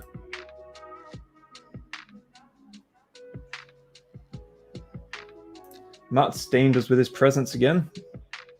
The catacombs scenery is great. They look so cool on the table, and they do. Matt has actually done a good job at painting those up quite quickly as well, so I'll believe it's quickly. But no, it was good though.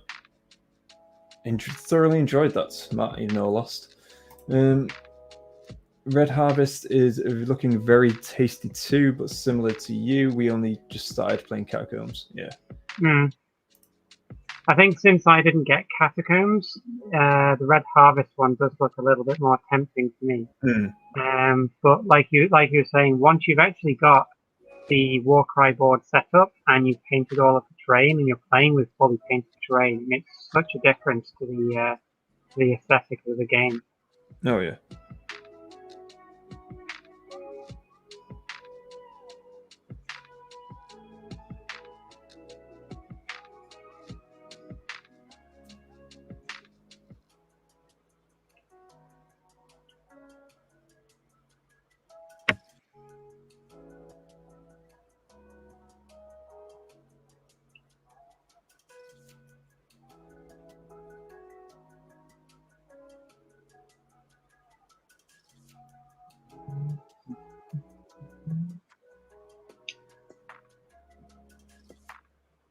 Everybody's just gone super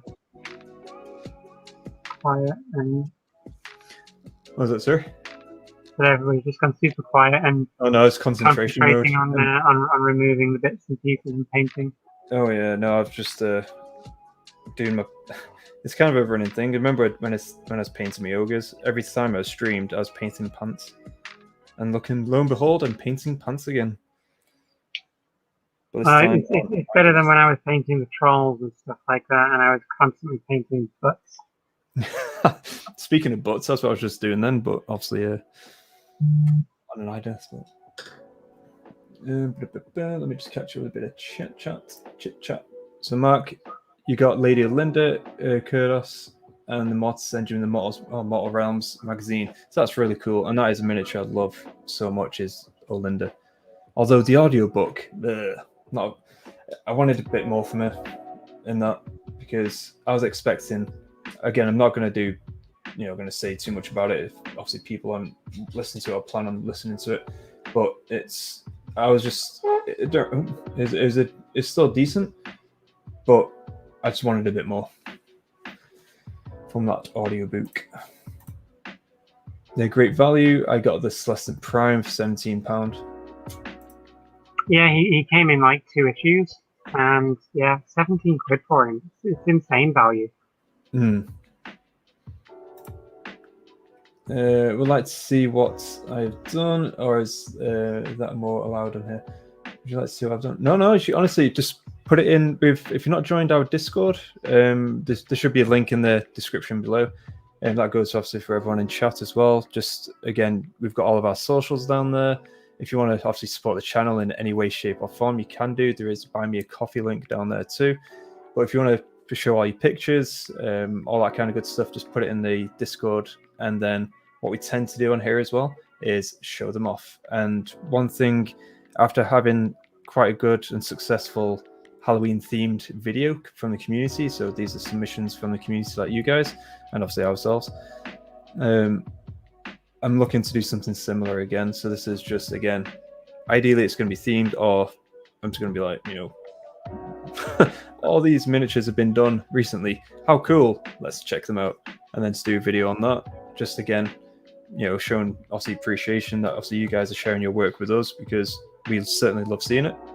So it's just one of those things. It's kind of like the like what Games Workshop do with their weekly hobby hangouts and stuff like that, where they show people's work off, but we'll have a look at like what's on Discord, and I think most people get to have a look. Oh, that most people, what, sir? Most of the ones that actually do post them will be will get looked at on Discord on the stream. Yeah. Yeah, so we haven't actually done a reveal in a or like miniature review for a while because again, we're getting back in the swings of it. Now we're starting to get a schedule of some sort coming down the line, hopefully soon, that we can actually say once we've got a bit of a, our timings aligned, we can then say, okay, Thursday so far looking positive for these hobby hangouts, and then we'll look to release a video on another day, and then probably depending on how much content we can get out as well. We don't want to oversell and overcommit things, so we're keeping it at least one video a week, whether it's a hobby hangout or a video, or it's going to be 2 videos, 1 or 2 videos a week. That's what we're aiming to do. Hey Matt, who are your Warband choice? I'm assuming this is from the Warcry side of stuff. Is Matt not coming on tonight? No, Matt's not. He has lost his voice. Hence why you've got the good side of me. No, I'm just trying something out here. But no, Matt's actually... Is that to say your bad side is Matt? No, yeah, no, Matt's my hands. That's what normally you don't see my hands. You just see my face. And then below you usually see Matt's hands. So is that what it is? Like, that Matt doesn't actually exist. It's just a different camera on your hands. Yeah. Oh dear me. Yeah, so Matt's under the weather at the moment, so he is not joining Grambo. For Warcry, I'm mostly playing the Corvus Cabal. Oh, Matt, I hate those. Too many. Because obviously with Warcry, it is like a numbers game as well. So I have brought a lot of like beefy guys. I've tried Ogres, I've tried Stormcast. Even Idonetta brought like the Keeling King and an eel or 2 eels and a few, I think it was like 4 thralls. And don't remember, had such a blast. It was great fun. But at the same time, I was like, meh, because I was like outnumbered. And even though, yeah, eels have tons of wounds, but I just couldn't deliver their blows back. So it's something I'm learning still with Warcry. Is as much as I like to field some, monsters or some beastie guys, I can't field too many because most of the objectives we have played have been like, nope, I've been screwed over. Yeah, I need to paint a couple of my warbands so we can play some interesting games because I've had one of my favourite warbands to play is my Chaos Marauders on horseback. Oh, okay. And it's literally just an entire warband of Chaos Marauders on horseback. They're really, really fast. But they're not as maneuverable if there's a lot of heavy terrain around. Like, because they're a mounted character, they can't climb. They have to use stairs or the ramps and stuff. But yeah, I like the idea though. It's cool. And they're pretty low in number as well. I think I only have 6 of the models. Yeah. So if you're going up against really high hit point models like some of the Nurgle ones or the Iron Jaws or Ogres, they're probably going to die before they take down the enemy. But they have the maneuverability, which in some of the objectives, like, where you have to try and kill the leader, you'll never catch them. Yeah. When they can double move 20 inches, unless you've got a shooting army, you're not going to catch them on foot. That's it.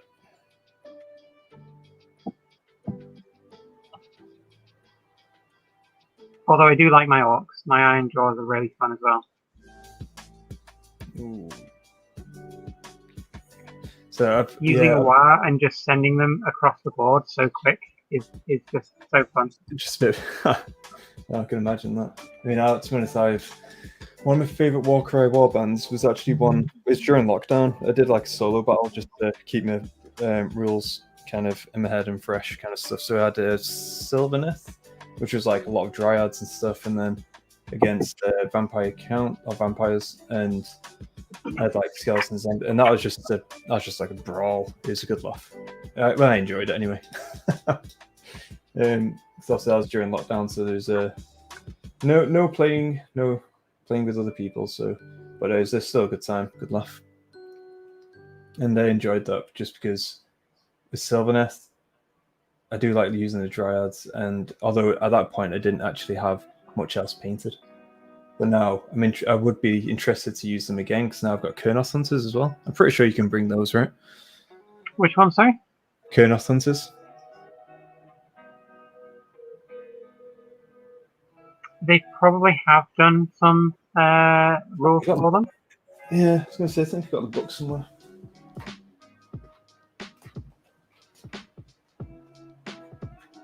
I kind of wish they would do that with all the Underworld stuff. Give them Warcry rules, because they're the perfect size units. Yeah.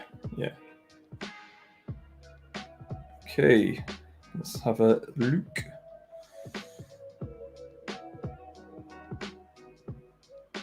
I'm scrolling through and looking at these Seraphon warriors, and I'm like, ugh, update your models, please. Maria Sylvaneth. Yeah, so you can take Kurnoth Hunters. The bows, range of 20, 2 attacks, strength 4, 2 damage, and 5 crit. That's not bad. Toughness 4.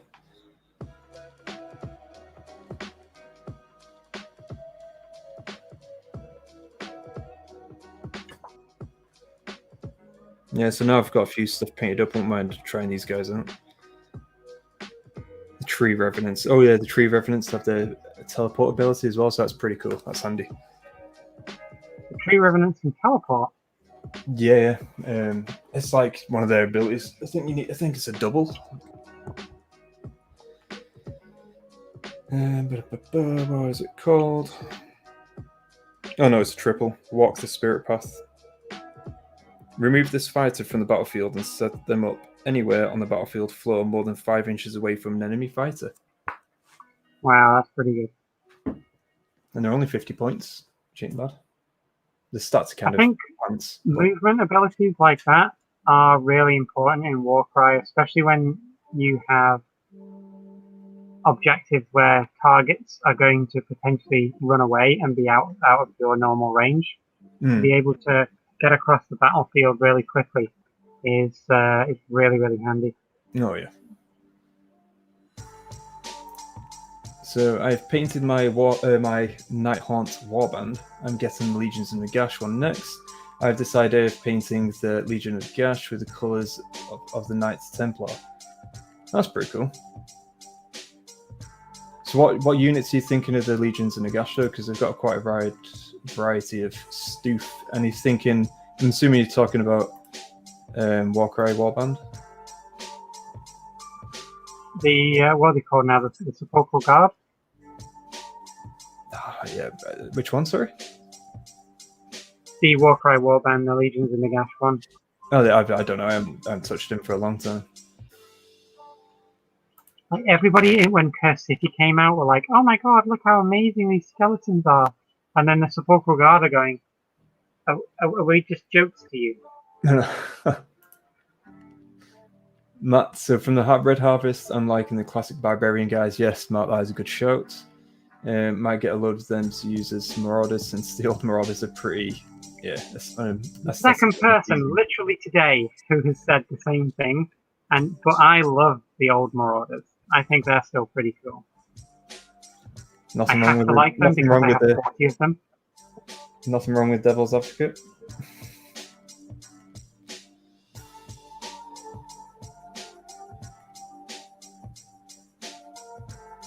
I think if you paint them kind of gritty, then I suppose I think they obviously will look better.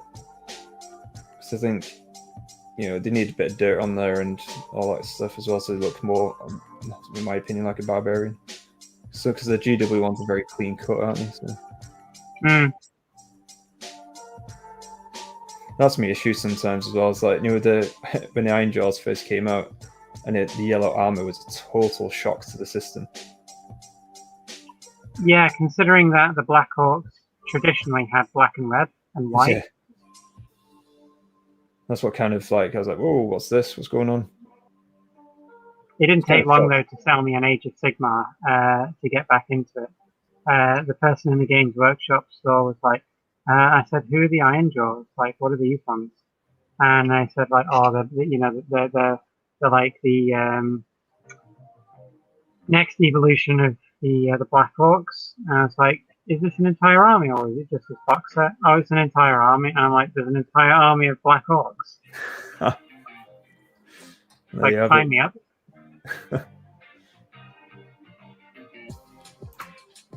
I just love Death Faction, Nighthaunt, Legion of Gash, and Ozark Bone Reapers. Yeah, Death Factions are really cool. I was so tempted to get, like, when Soul Blight came out again. Matt knows full well, and Sarah knows that I collect armies that they're going out of fashion, isn't it? But Soul Blight, though, I'd just love to get a Horde army though. If there was like just a zombie horde, it'd be awesome. I've been up against the zombie horde, and my God, they're so hard. They just keep coming back. Yeah, score. Pretty sure Dave would appreciate that. Matthew Chan, Sarah's Orcs crumped the Corvus pretty good last time we played, and Sarah's grinning, so I assume that's correct. Like that, yeah, exactly that. Yeah, the only time I've beaten Matt so far is at, I think, a game of Warcry. He's beaten me at the Path to Glory games that we previously played when I first met him. And that was when my hatred for Stonecast started. When his... Is it the...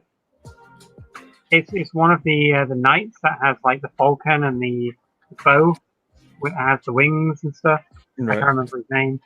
And he just sniped one of my war chanters. It's like, oh yeah, I've got this ability where, like, once in battle, I can fire this amazing arrow that just kills people, and I'll attack with that, and boom, that character's dead. Okay, right, well. That's well. Then again, now great, Matt. Thanks for that. Yeah. Well, I was going to say, Sarah, now you can't really say much though with your Orc army. Turn 1, you're in people's face, annihilate. Stormcast can do that now, though, with the Annihilators. They are their turn 1. Like Alpha Strike thing. Mortal wounds for everyone. Yeah, obviously I've not fought against that, and because it just depends whatever Matt throws in my face, to be honest. One of my big losses at the last tournament I was in was against Stormcast. I just couldn't break their Annihilators. They dropped 4 units of Annihilators in front of me. The number of more wounds that they inflicted on the drop and the charge, and then on killing them, was just incredible. Matt, don't pay attention. You don't want them. Don't listen to these tactics. Well, it depends, because now how they've done the rules, the Scions of the Storm ability that that all of the Stormcast used to have, where you just basically put 1 unit in the heavens for every 1 unit that was on the board. You have to choose specifically the Scions of the Storm allegiance ability in order to do that. There's another ability which they've got, which is, I think, the Stormkeep one, where units of Redeemers are worth 3 models instead of 1 for the purposes of capturing objectives. So a unit of 5 Vindictors is classed as 15 models when it's on an objective. Grim. And you would only really be able to use your Annihilators in a Stormkeep one on the board. They wouldn't get their ability where they crash down from the heavens, and you would have to wait to get close to your opponent before you could then charge to get those types of mortals off. So in a Stormkeep army, Annihilators are pretty useless, because they're a low model count unit. They're pretty expensive at, like, I think 200 points per unit if you're just going with the hammers and shields. and they're only useful in Scions of Storm. Oh, okay. I think remember we did have a bit of a conversation on this, didn't we, on Tuesday, about the ridiculousness of Stormcast these days. Yeah, because you're saying you couldn't wait for the dragons. Yeah, true. I think if I was to ever get to be honest, there's one conversion that I did that I'm gonna have to check actually. Warcry Warband to see. I don't think you can have Dracoffs, can you? Or can you? In Warcry. You might be able to, because in the new books they did start including a lot of cavalry. You can have gore grunters. Oh, really? No, it doesn't look like Stormcasts do have those guys.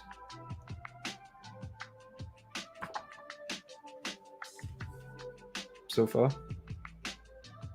They have the griffin, the bird people, the riders. Maybe they would be too be too expensive or something in terms of like model points. Yep. Because they are evocators, aren't they? The wizards. Yeah, they've got the cat folks as well, not the dragon Dracoffs, whatever you call them. Mark, I'm loving this. These Thursday evenings are awesome. Well, Mark, appreciate that, mates, and happy for the company because again, it's also you guys that make this, so it's awesome. Dave, it makes getting towards the end of the week so much easier. Oh, it does. I'm assuming, Dave, are you in? I'm not. This may sound a bit wrong, but are you in bed on your iPad watching us again?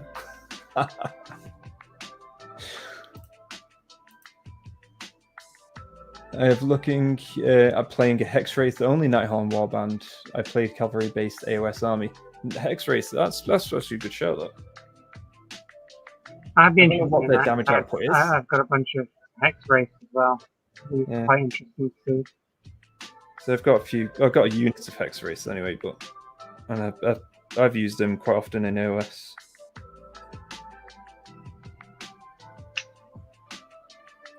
They're really nice models. I think they were supposed to be like the Legion of Nagash models, but they kind of got switched over to Nighthorn models now. I think the other alternative unit you can make out of them, I think, is Black Knights or something. The ones with the lances. Yeah, I can't remember that. It's been too long since I last did mine. In fact, no, mine was actually from Legacy Warhammer Fantasy. So it's one of those units that I just put on a different base and off I went.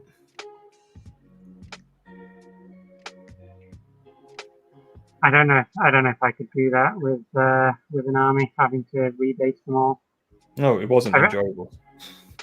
No, I kind of feel sorry for a lot of people, especially people who play like Bretonians and stuff like that, where they would have to do it, but yeah, not very fun. Not very fun at all. One day I'll be here for the whole stream. Dave, appreciate you stopping by anyway, mate. Alejandro, yo, Christian, you are hitting my feelings. How so? With those comments about the Seraphon. Well, I'll tell you what, though, those Seraphon do need a few models updating, right, mate? Come on. Even you can agree to that, right? Sorry, for Warcry, yes. I'm just catching up. Good evening, Dave. Did you want Lady Olinda model? I'll think about it. Mark, are you on Discord? I don't know whether you are, but just join us on Discord, mate, and we'll have a chat about it. Scrape some of this chaosy stuff off, and then order barbarians reclaimed by as a scrape off some. Sorry, I don't know whether I got this. Scrape some of those chaosy stuff off, and the right, okay, I get you. took me a while. Well, I get it. No, Order don't have any barbarians. They're all good boys. Oh yeah, the good boys. We're the cities of Sigmar. We live all peace, harmony together. Yet we don't fight side by side. It's still going to bug you until they do that. It is, really is. Why are we friends but we're not fighting together? Yeah, exactly. It's like, the trade in the massive cities of Sigmar, they all live in peace, trade, and friends and everything. But then when an army comes, they're like, dispossessed, you go out and fight them. We're going to chill back, and we'll see what happens. Yeah, I can't wait. I'm hoping that the Dawn Crusade does something with that. All I can think of is Lord of the Rings again with that. Fighting side by side with an elf. How about side by side with a bird?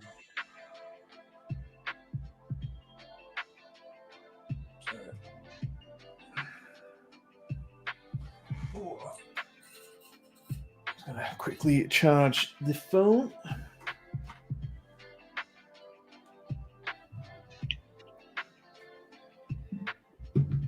And then get the good side on again.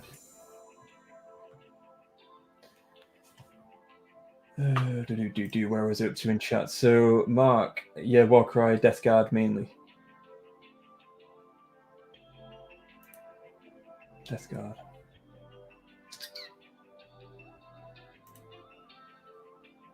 J95, I'm assuming that's on Twitch. Is that 95 bits? If so, thank you. Because I think that's how Twitch works. It's been a while since I used it. Well, I'll say used it because I used to stream constantly on Twitch, like Total War Warhammer and stuff like that. So, hence the GG that was on there as well. That emoji that Rambo subscribed to. I just don't watch stuff on Twitch. It's not something I've ever really got into. No, it's great. I mean, it's to be honest, it's one thing. I used to watch a lot of painters on there as well at the same time, and clearly not as good as us at painting, right? But you gotta show some. That's where I learned all my contrast skills from. And this good lad called Alchemist Painting. He streams like Mondays to Thursdays, and on Twitch, and he's the guy who's actually I learned a lot of my skills from. He's he's totally open to asking questions and stuff like that. So yeah, he's pretty sound guy, to be honest. Was that? To be fair, we haven't played much together, Sarah. Laugh out loud. Yeah, well, we really do need to because of the pandemic and stuff like that. There's quite a few people who I just haven't played in such a long time, and I really want to get back to having games with. And Matt's one of them. He was one of the first people that I think I ever played with my Iron Jaws. Even just in terms of AOS at all, he was one of my first opponents, and really enjoyable. At the time, I had no idea what allegiance abilities were, about giving artifacts or warlord abilities to anybody, but Matt just didn't have a problem with absolutely annihilating my orcs off the board. Yeah, he's not to be trusted. He's not to be trusted, I tell you. The one thing that I always remember that he did, he had his Lord, I think it's Lord Castellan, with his lantern, constantly going, you get +1 to your save, and never being able to kill what the target was. Yeah. He's only gotten worse, though. So don't. I'm saying what I want now because he's not here. Well, he is here, but he's only in chat. Like, mate, no. But no, honestly, it's well, to be honest, Sarah, we've not even had a game yet. I mean, we've had board games. True. Yeah, we've had many board game sessions in terms of that, but we haven't had an actual game of Warhammer yet. So that's definitely on the cards. I think we need to just sort of, as you were saying the other day, maybe just to try and refamiliarize yourself with a bunch of the armies. Yeah. And then we can start doing some more in-depth battle reports. Exactly. Well, that's it. I think it's just a case of this is why I said before, like many times, I want to like whistle down the armies, and then I can just focus solely on these, understand the rules inside and out for at least 2 or 3 armies, and then. But now I'm just like, oh, do this one. A month later, oh, I'll do this one. Or a few weeks later, I'll do this one, and then it's like KO. I've not played those on Nighthaunt for months and months, so it's just that kind of stuff because I do have so many armies that I want to try and use them, but I'm basically. I'm not an expert in any, but I can play many. Jack of all trades, master of none. Pretty much, yeah.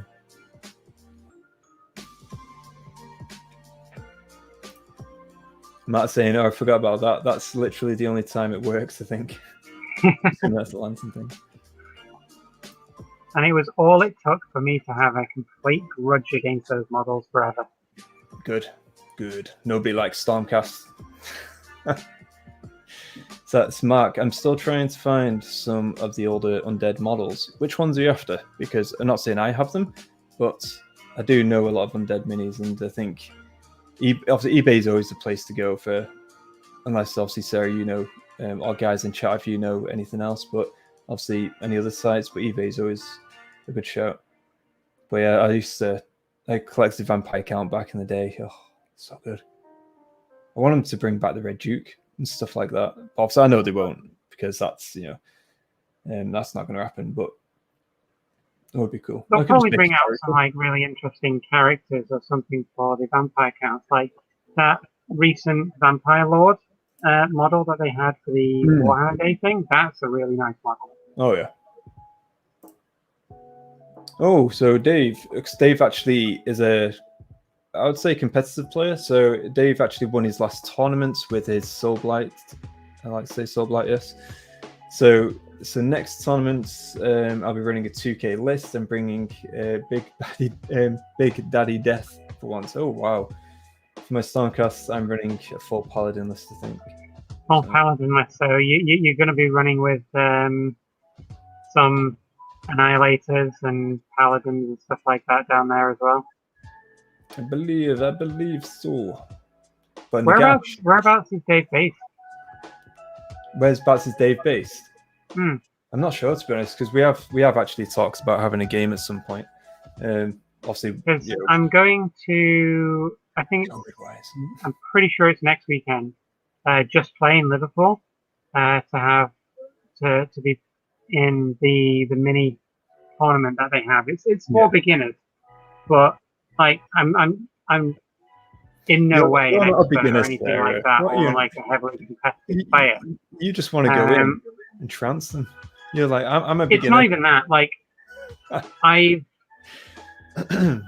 in my last tournament that I went to, that was my first tournament I had ever been in, a proper competitive environment, and my Oryx Warclan book was finished after that tournament. So the book that I have now is a brand new book, and I've only played like less than 10 games with using those entire rules, and I've not played anybody properly competitively with any army lists I've made from that book yet. So I just want to take a list that I've made, which I'm pretty happy with at the minute, and see how it does against a variety of other players. Yes, fair. And then the week after that, I then have an actual one-day tournament in Just Play Again, which is 3 games against competitive, like proper competitive players. Yeah. Tell you what, I'll have to go to a beginner tournament because I can play competitive and I can build obviously. Well, if you're interested, there's still some tickets to buy for that Just Play one event next weekend. Next week, I'm gonna have to bloody drill down and study. Otherwise, I'm gonna be like, wait a second, wait, what's this rule? So I'm definitely not bringing character overlords. I had to reference so many times. From what I gather, the reason why there's only like 2 games in the day rather than 3 in the normal competitive ones is because they extend the round times to like 4 hours per game. So there's plenty of time to play out your games. I have to think about what's I'm thinking. I'm just thinking what's the size? It's 2K. 2K, yeah. And the models need to be built, but they don't need to be painted because it's a beginner's tournament. Right, okay. Well, all mine are painted anyway, so it's just... I'm just thinking about a 2K list that I've actually got, because as Matt knows, most of our games are like 1005. So I do have a 2K some list. Paragon, remember? I have got Caradron, but it's just like that's at a stretched 2K. And have you got Gotrek? No, I have, but I haven't got him assembled or anything, so... Because he's 500 points, I think. And you can have him allied. But isn't that just absolutely brutal? It's like, just throw him in there, like, go on, just do your business. Right, so I'm just going to blast through some chat now, because we are miles behind on that. So, tonight's Excelsior running Paladins as battle line. Yeah, so typing in the tablet feeling badly. This is what I'm running with my Stormcast on, because my 4 units of Annihilators are all battle line. Yeah, there you go. And laugh out loud, yes. So Dave, that's referring to me saying he's in bed on his tablet watching. Knew it. Call. I'm purposely, I'm clearly here. I'm not looking through your window. I'm purposely. I'm just hoping they finally get around to bringing Cruciator to Warcry. Now that would be awesome. Yeah, true. That would be cool. Black Knights. So again, that was what we were saying about Hex Race. So it's like Black Knights for the thing here. Black Knights, my friends. Okay, I've sorted out Discord. I haven't got around to it yet. Honestly, Mark, as soon as you're on Discord, we've got actually a cool community there. They put their Raw Talk hobby, obviously it's off-topic stuff as well, general chats, posting pictures, work in progress as well, and yeah, just basically all hang out together. It's pretty cool. Matt, to show mercy would not to show that, yeah. I do get that. I would have much preferred that he showed me how the game works and beat me doing that than just sitting back and letting me win. Yeah. So you'd first just say, right, new player comes in and says, I'm going to show you how to play and how to lose properly. Lose with grace. Yeah, I did that once, sort of like when I was playing against someone who charged all of their units into my Iron Jaws, and they attacked with one of their units, and then I was like, do you know what the ability of my Iron Jaws smashing and bashing does? And no, like, when you obviously move on to other units kind of stuff. Yeah, so it's like, if I kill one of your units during combat, then I immediately get to pick another one of my units. Suffice to say, he never got to pick another one of his units to fight in combat. Wow. Wow. Brutal and cunning. So, how many people use Warhammer Plus? And people have probably already answered this, but for me personally, I don't. Not yet, anyway. Some of the content on there looks decent, but at the same time, I'm not in any desperate need for it. Again, I'd probably I'd get it just for obviously like the animes and stuff like that. But I'm in no desperate hurry for that. Sarah, have you got it? I don't. I'm another one of these people that just does not have still it. On the fence.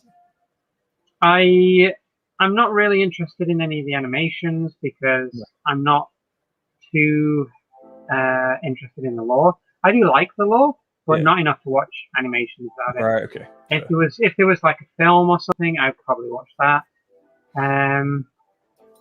But I don't have time to read all of the books, so that part's pointless.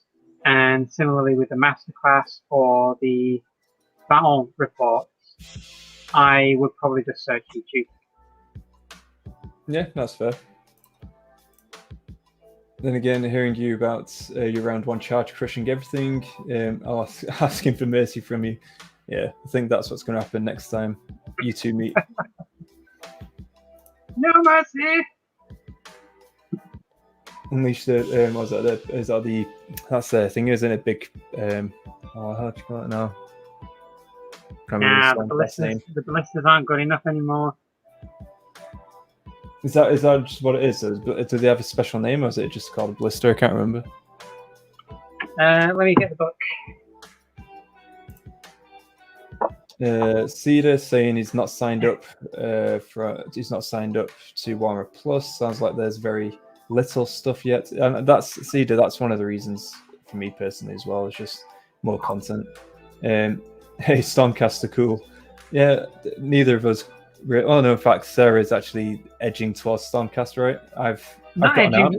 I have Stormcast, but the narrative that I have on my Stormcast is that they are the ones that have been reforged so many times that they've basically lost any part of their humanity. They're just there to enact Sigmar's will with brute force. So it's like it's justice at any cost. You break the law, you're dead. So similar. Well, I say similar. I don't know, not the memory side. I can't remember that, but I know I can't remember the ones in the white armor. They're very much like the Crusaders in the sense of a purge. If there's a slight taint of chaos in a village or whatever, everyone's gone, kind of stuff. Yeah. And mine are in like dark silver to make them look really moody. Stormcasts. That's nice. That's nice. Right, guys, that's it. So, got early morning tomorrow. It's been great to talk to you all. All hail Lord and Gash. Right, take care, Mark. Have a good night. Thanks for joining. See you next time. Hail Nagash night. No, stop hailing Nagash. All hail Gorkamorka. Knights Excelsior. There you go. Dave's got an army of Stormcasts for those guys. Painted the armor white armor for a whole army as well. We've only got 2 more pants to do. Well, I'll say it's pants. I've still got the little armor bit to do on there. So anyway, just to go back to the ballista that you were talking about. Yeah, go ahead. Yeah. So there are 2 different types of shots that they can take. So they can either take the charged shot, which is now only 1 attack, which I was mentioning before, where they're not as good. They're more like sniper models now. Yeah. Or they have rapid fire, which is within 18 inches, and which is what they would normally use if they got charged. It's 2d6 attacks, but they are forced to hit. And if they were using Unleash Hell, they'd be 5s to hit. Right. And because they're using Unleash Hell, you can't, in the same phase, give them another command to give them all-out assault. All-out attack to give them +1 to their attacks again. Yep. So they're not really going to do that much damage with hitting on 5 pluses with 2d6, which is, well, between 2 to 12 hits. Is there any rend? There is -2 rend, but Iron Jaws have got a 4-up save, and in response to them shooting at me, I can use all-out defense to give them +1, so they've got a 5-up save, and the damage per hit is only 1 damage. And if my Gore Grunters are coming in, my Gore Grunters are wound 5 apiece, so you're going to have to get 5 of those through just to kill 1 Gore Grunter. So that's obviously, but I'm just looking at my Reavers and I'm thinking that's like paper. So if I get cut by those, then it's going to be the eels that I've got to charge in for that though to soak those blows. Honestly, Gore Grunters are pretty hard to deal with when they're coming at you, because the list that I've been using recently is for a 2K list is the Choppers as the sub-faction, where War Chanters can give 3 units Violent Fury instead of 1.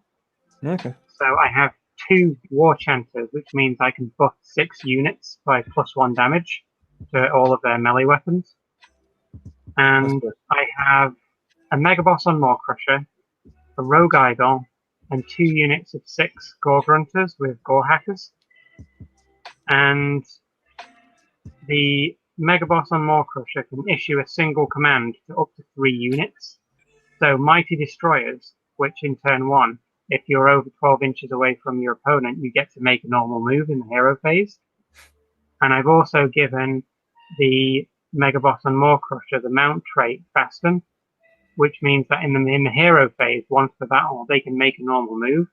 So all 4 of those big units at +1 damage apiece will have already moved in the hero phase. They'll move again, meaning that they have the Rogue Idol will move 20 inches, the Gore Grunters will move 18 inches apiece, the Maw Crusher will have moved 24 inches, and if I can get the Get 'em Beat off on one of them, they get a 3d6 charge, and Sounds the sickening to me. Gore Hackers are like -2 rend because of the FAQ.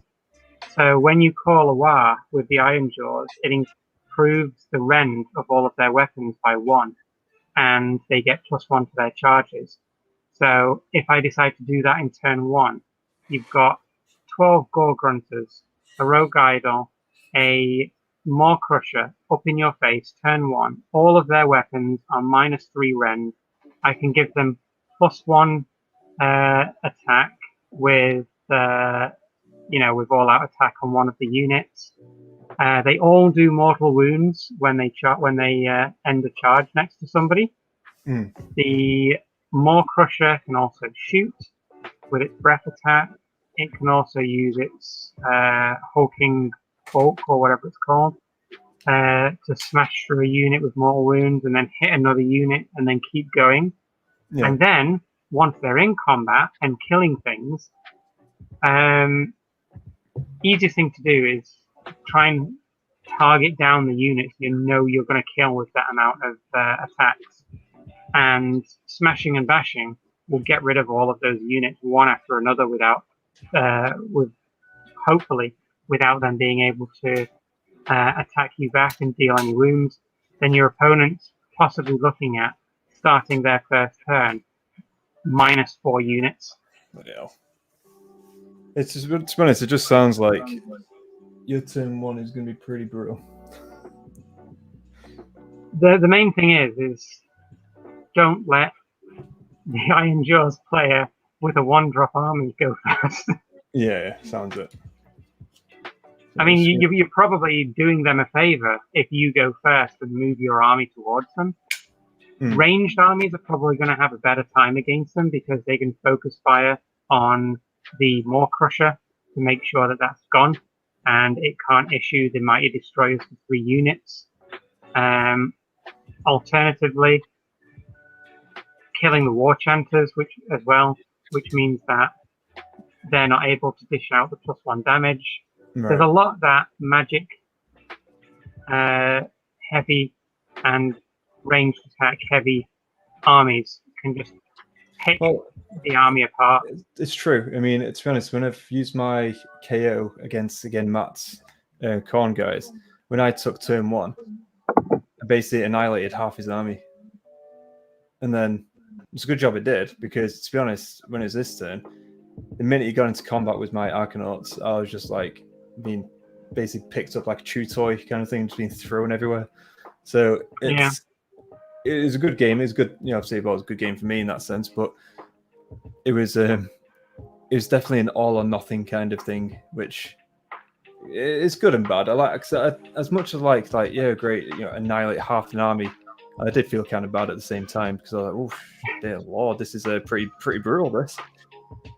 But at the same time, I do enjoy like the slow, gradual build up and then collision, and then it's really like, oh, who's going to take what and that kind of stuff, rather than going in for. I suppose that's why when I played the ogres, I enjoyed them, but also to very much just go get them, kind of thing. I think that the difference between like the ogres and the Iron Jaws is they're just not as fast. Oh, Nagash, welcome. How are you doing, mate?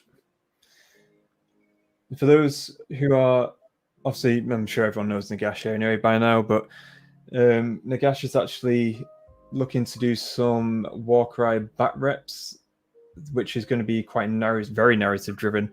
It's what some may say inspired by Dice Sagas, and those are actually words from his own mouth, so I can say that.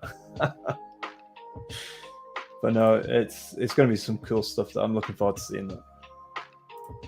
Dave, 3 to hit with a Lord Ordinator. Ah, is this the blister you're talking? Oh dear.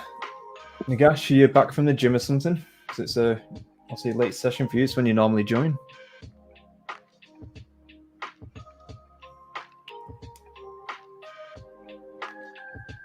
Right, so I have done the pants, which is always important. Should I do the cloak next? And then this, and basically just going to work my way from bottom to top, I think. Done the shoes, we could do this, armor, shin pads, and then do the cloth. Do the armor there. I'll do the cloth next, I think. Then do the armor. Do the tassel, then the skin. Weapons, yeah. Job's a good one. I just love my Vampire Lords on... Is this a Zombie Dragon? What's the V... Oh, no. Zombie Dragon? V Dragon? I don't know what VD is, mate. But anyway, so that can have a potential 30 damage on the charge. And that's just the Vamp. I'm assuming it's Zombie Dragon, isn't it? I'm pretty sure that's the guy that you have and you've used many, many times. And you've told me about it. I played against someone who did have a Vampire Lord on Zombie Dragon. And unfortunately, they were like, I teased them with my Gore Grunters by, after piling in, getting within 3 inches of his Vampire Lord. And he took the bait and piled in with his Vampire Lord, meaning that he didn't get any of the charge bonuses. Yeah. And he ended up losing his Vampire Lord on Zombie Dragon turn 1. That's not good. Tell you what, though, I used to play quite competitive when I did Warhammer Fantasy, and with AOS, it kind of slips into more of a narrative kind of thing. And hearing all this talk about, like list building, a load of other stuff that's actually targeted towards a competitive sense, it does get the good old juices flowing in terms of the brain juices. So I'm actually thinking of,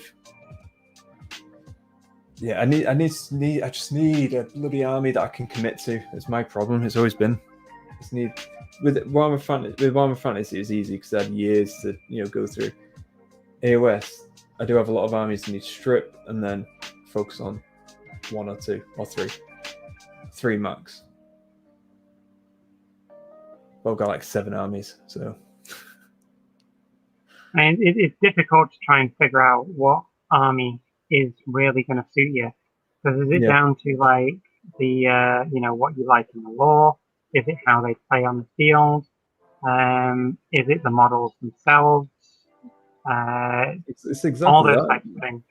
Yeah, well, it's exactly that. I mean, I've to be honest, there's a numerous number of things. To be honest, I've got.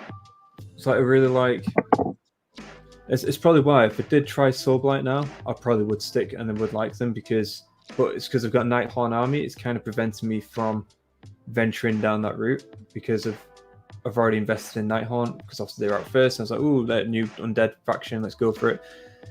Flesh Eater Courts.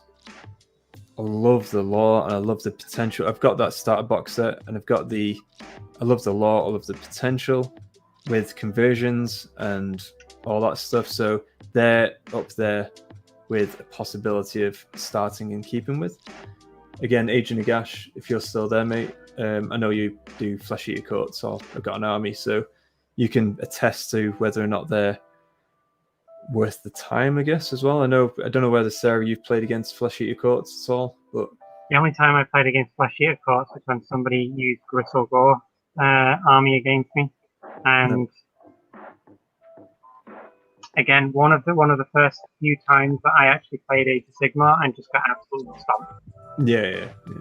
But I just love the conversion opportunities, though, because thinking about because obviously it's all about visuals, isn't it? So it's, as we talked about before, you could have. I was thinking of even getting Soulblight vampires. Obviously, mess around with the heads bit so they're not vampires, but using those as crypt ghouls, I think they're called. And you got the ones with the flyers as well. You can just put like wings or just make them like Pegasus kind of knights as well. There's all sorts of cool stuff you can do with them. So this is why, and then again, characters. You can just have like the heroes or whatever courtiers. You can actually have individual characters. Don't even have to be, again, depending on where you battle and who you battle with. It doesn't need to be Warhammer miniatures. So yeah, so that's kind of why those guys really appeal to me. I love the endless spells. I love the throne as well. That's really cool. The vampires as well at the end of the day, which again is another massive pull. So that's why they kind of draw me in, because the lore is really cool. But then again, it's like Soulblight are out now, so I'm like, ooh, I had an undead vampire count faction in the past. Vampires leading mass zombie hordes and skeletons and all that. One thing I'm not a fan of though, with I think Soulblight still have them, is the Graveguard. And they're another miniature that needs updating. Yeah. They're so dated.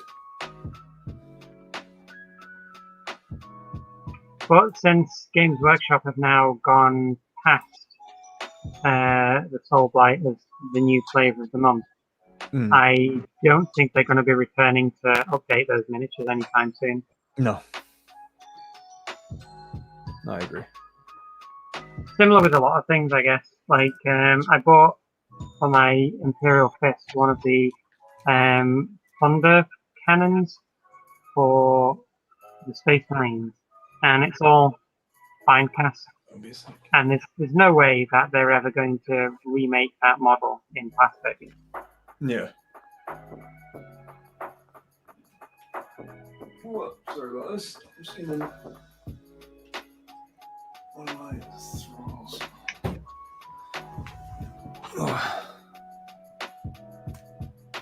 Okay, so I have to remember what colour I used for that. I think it was this one.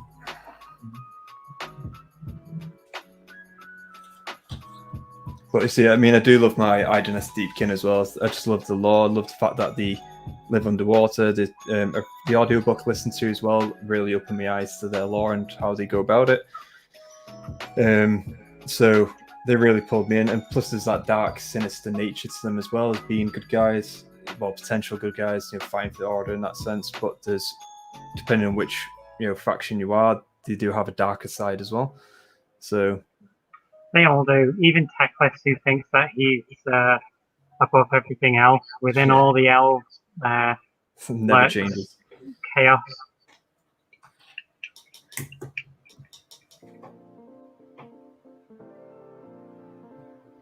All right, let me just do. I'm going to do the armor first. Let's do the base for the armor.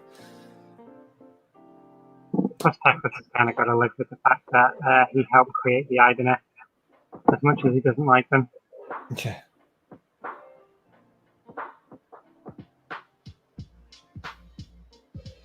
I kind of find it weird, though, for a lore perspective, how the only allies that you're allowed to take with a Lumineth army are the Idoneth. That is strange. Yeah, that is very strange. Because in the General's Handbook that they did last year, where there was sort of like a coalition of death thing, where you could ally with various different factions to play games, Lumineth had Idoneth down as an army that it couldn't ally with.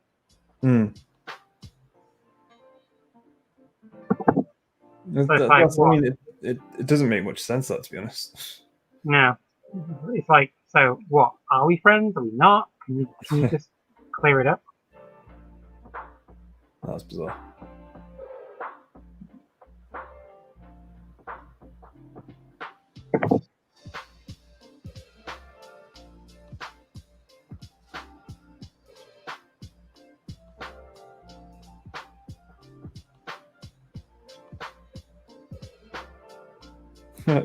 Totally missed this guy's pants. Messed his pants for him. Yeah, missed one side of it already. I'm like, good grief. Blaming on tiredness. Why not? Well, yeah, it is pretty late. It's half 12. That's it, half 12. Half 11 now, sorry. Yeah.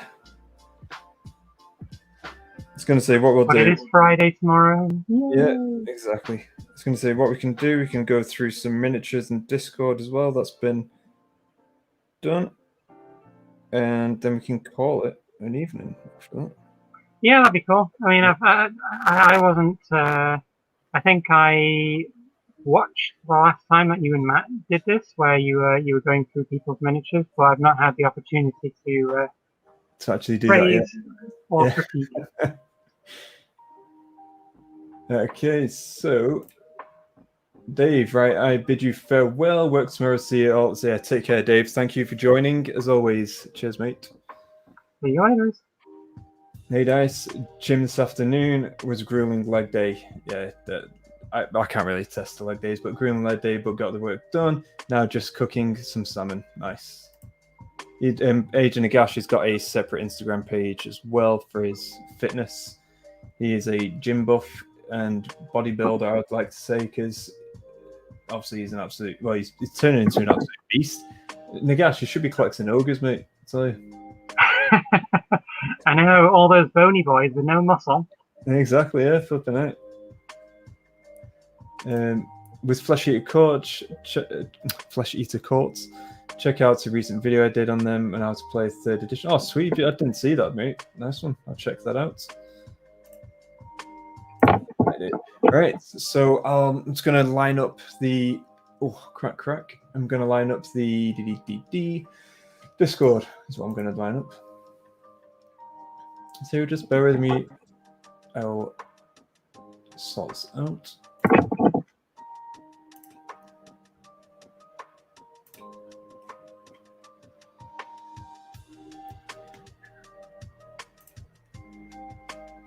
Just as you do that, I am just going to quickly nip to the toilet and I'll be back in a sec.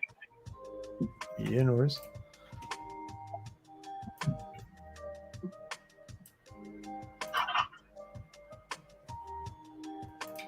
Seamless to tell you people, seamless. There's no it's like, just like magic, I tell you. All right.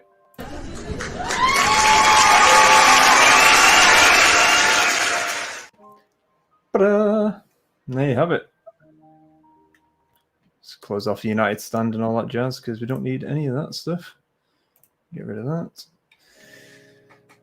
Right, so we are way behind on this. Actually, it's been dear Lord, it's been a while since we've actually gone through all these. So, as I said before, what I'm going to look to do as well is a community video to basically pull everything together, just the work that we're doing, because obviously it's some awesome stuff here. So there you go. Christopher, thanks for joining as well. Hope to see you next time, and yes, good night. I don't know about those. Was it Bone Reapers a thick? Okay, yeah, I will give him that. The Bone Reapers are pretty thick. Yeah. Yeah, okay, sweet potato pie. Let's get cracking on. We're just going to stick with the finished miniatures because we've got a lot to go through. And I'm going to start off, because again, we haven't done it for a while. Oh, all right, it's going to take a while. So I'm going to start off with, start off with Dave's. And let me just. So Knight Excelsior. Yes. So these are the white armor that he's been doing, and it's always, it is such a hard thing to do, in my opinion, as well, as Dave can attest. Obviously, he's not here right now, but he spent a long time on this, and white armor is such a pain, and he's done an amazing job. Yeah, I agree. I've not had a lot of experience with painting white because I tend to just stay away from that and go to dark colors. But yeah, it's always really good to see people painting white armor. No, yeah, I mean, especially with the snow. I like the snow. Yeah, I mean, I mean, it's a shame. Like, I wish I'd painted my Dominion box by now.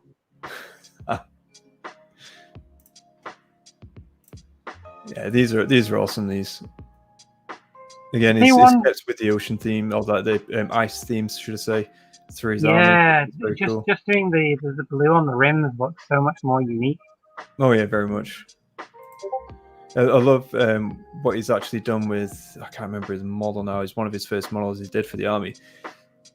He actually he won't mind you obviously telling everyone this, because obviously he's told it to us before as well, and he's many times. But he's actually dedicated the character and his name to one of his late friends, and I thought that was just so nice, such a great idea as well. So very cool. Yeah, and this is some of his Terminators. So this is his Harley Quinn. Oh, these are the aggressors I was telling you about. The aggressors are probably my favorite Space Marine models. Yeah, exactly. Honestly, look at that. They are absolutely badass. And on top of that, I love the theme as well, because again, he was torn between a Joker theme or a Harley Quinn theme. So he's gone with the Harley Quinn theme for his. That looks really cool. I like that. In fact, he was just torn between white or black background, but I don't know. White backgrounds always seem to do it for me, but I don't know. Pardon me. I'm not sure whether white or black background. I think the white one, because there's a bit too much additional shadow that draws away from the model in the black one. Yeah, I agree. These are from Sigmar 40K. So these are Horus Heresy stuff. It always helps that they have Horus Heresy in the background, because otherwise I'd be like, what are these from again? But they are 30k, not 40k. Oh, it's so cool though, right?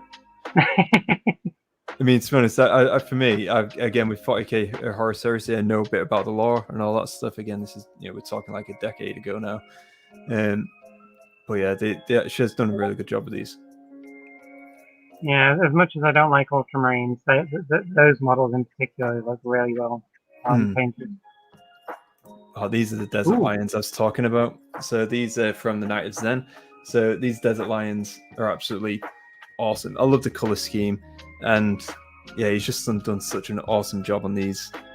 And these are the ones I was looking to do some lore on again when we start touching on 40k, as well as obviously other community lore videos for 40k in the future as well, but as well as our own. But yeah, so it's such a cool scheme, right? Looks really clean as well. It's one of the things that you were saying before as well, like with the white armor, doing bright, clean looking armor like this is really hard to do sometimes. Yeah, fresh off the shop, these boys. They need to get dirty now. Down and dirty.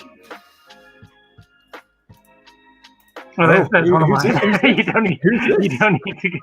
don't need to have a look at that one. Well, I'm gonna judge this one. Guys in chat, what do you think? Is it pretty cool, right? I think it's pretty cool. So that's Sarah's absolutely monster who I really just don't want to face at any point in time. And that's me running away. Literally, I'm legging it.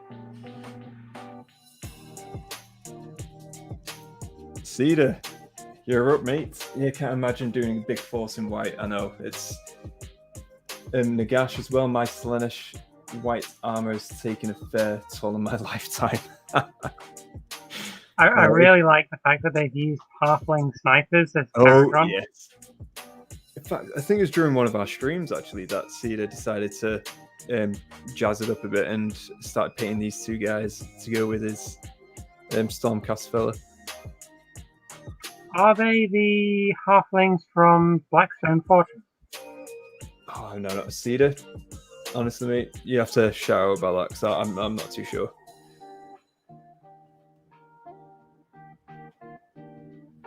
Yeah, Nagash says, and my advice, don't. Do not paint white armor. So Mark, this is Undead Faction that is basically painted. As he said, finally finished the 15 nights this morning, ready for the table later. Very cool. Are they all Blood Knights? I believe so, yeah. Full-on I don't army. fancy facing that army. I don't like Blood Knights. You don't like Blood Knights? No, they're basically like the Death's version of my Gold Hunters.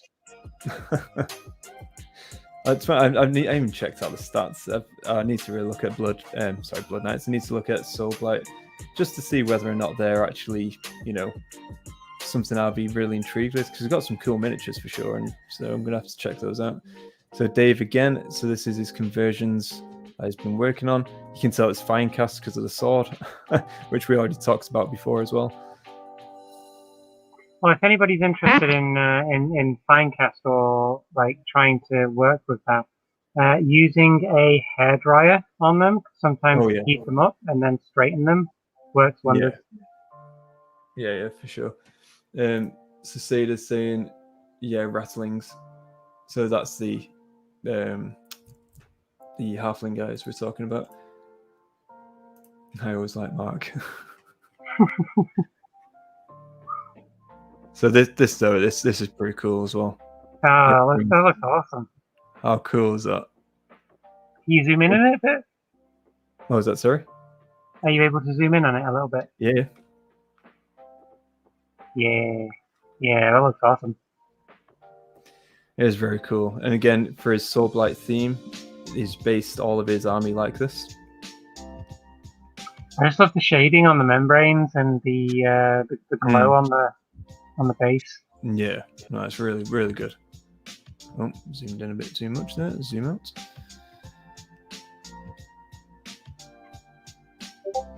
And obviously that's your... Oh, that's my finished iron jaws as well.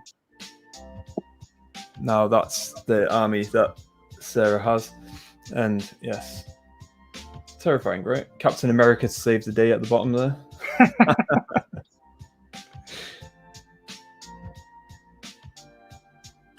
And this is the army that the lore is going to come for at some point. Yeah, which is very cool. Because that'll be the first. I mean, I've got ogres, but not done the lore for it. But that'll be like the first destruction faction that we've actually got in the Interstice officially in terms of like lore wise as well, which would be very cool. Fleshy Bag of Life. He's obviously worked on his Space Marines here, and I loved like the little glows as well on the edge highlights. That's very cool. I think this is a conversion of the one of the new Black Templar models. Yeah, I believe so. No, it's a very good job though. I like it. Oh, I like that. I like the Captain in Gravis armor there. That one looks really nice. Such a heroic pose as well. Where's me? Fax Painter. Oh, this is another white armor, but again, awesome paint job here. I mean, you can see like even the beard. He's got stubble. Yeah, I've never been able to try to achieve that yet with the stubble. That's such an awesome paint job. That. Congrats on that. Nice unique model as well, with it being it's the exclusive model from Imperium magazine. Oh yeah. Very difficult to get a hold of at the minute at a decent price. I was going to say, I remember speaking with Fax Painter on this, actually. We were talking about the eyes, and I think I can't remember whether a tough choice of saying about doing the eyes. I think it's sent a bit. Oh, there you go. Done the eyes. Work in progress on the eyes, I think. Oh, there you go. So good. It just gives so much more life and to the actual model.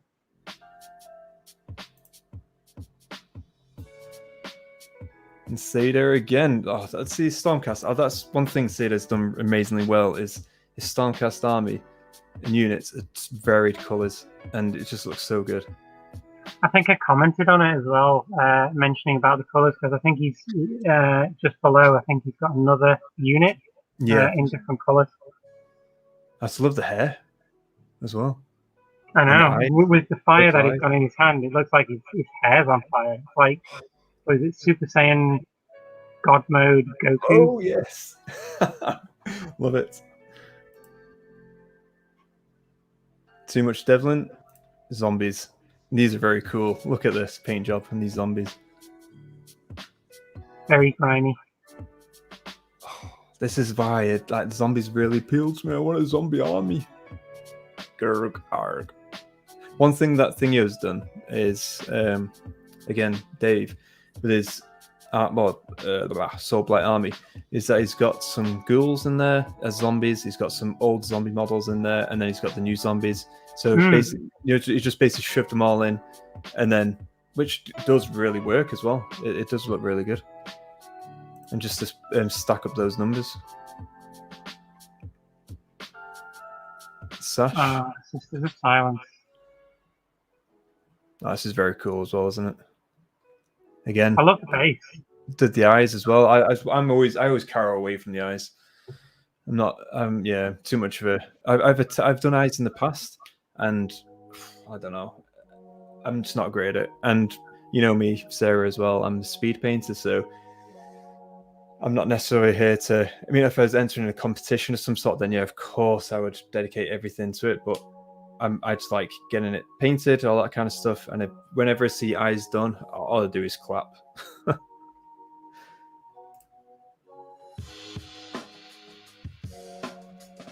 And this one, I've actually put this one on the community tab. So, is it Spargle? Spargle, look at the sliver. I know it's really. I love the non-metallic metal as well that they've done. Whoa, Keegan! This is the first ever time you joined us, mate. Right towards the end. Yeah, just woke up and catching up. Yeah, it obviously lives in another part of the world, should I say. Glad I could catch you guys. Honestly, we have to show our faces. Bloody hell, I haven't actually had a good catch up with him in a while. Hey. Well, he's got a nice juicy 2 hours, 30 minutes to look back over. To digest, yes. I know, Keegan, honestly, I think, yeah, in fact, actually, you can see it there. You've actually replied to me, so I'm going to have to check that out in a bit. So we're just going through miniatures at the moment, which is always cool. So let me just go back to this. But yeah, so the sliver on this as well as the colors, the gradients of colors. Oh, so good. Love it. Obviously, we've just done those. I think this is Nuno now. He's actually works on his terrain, because Nuno's always, it doesn't really buy terrain. He's always told us that he makes it just from different bits, and then just builds his own terrain, which is very awesome though, isn't it? Very unique pieces. Oh yeah, I mean, this is just, even something like Warcry, I can imagine this being awesome as well, and even just like scenery for AOS, it's just awesome.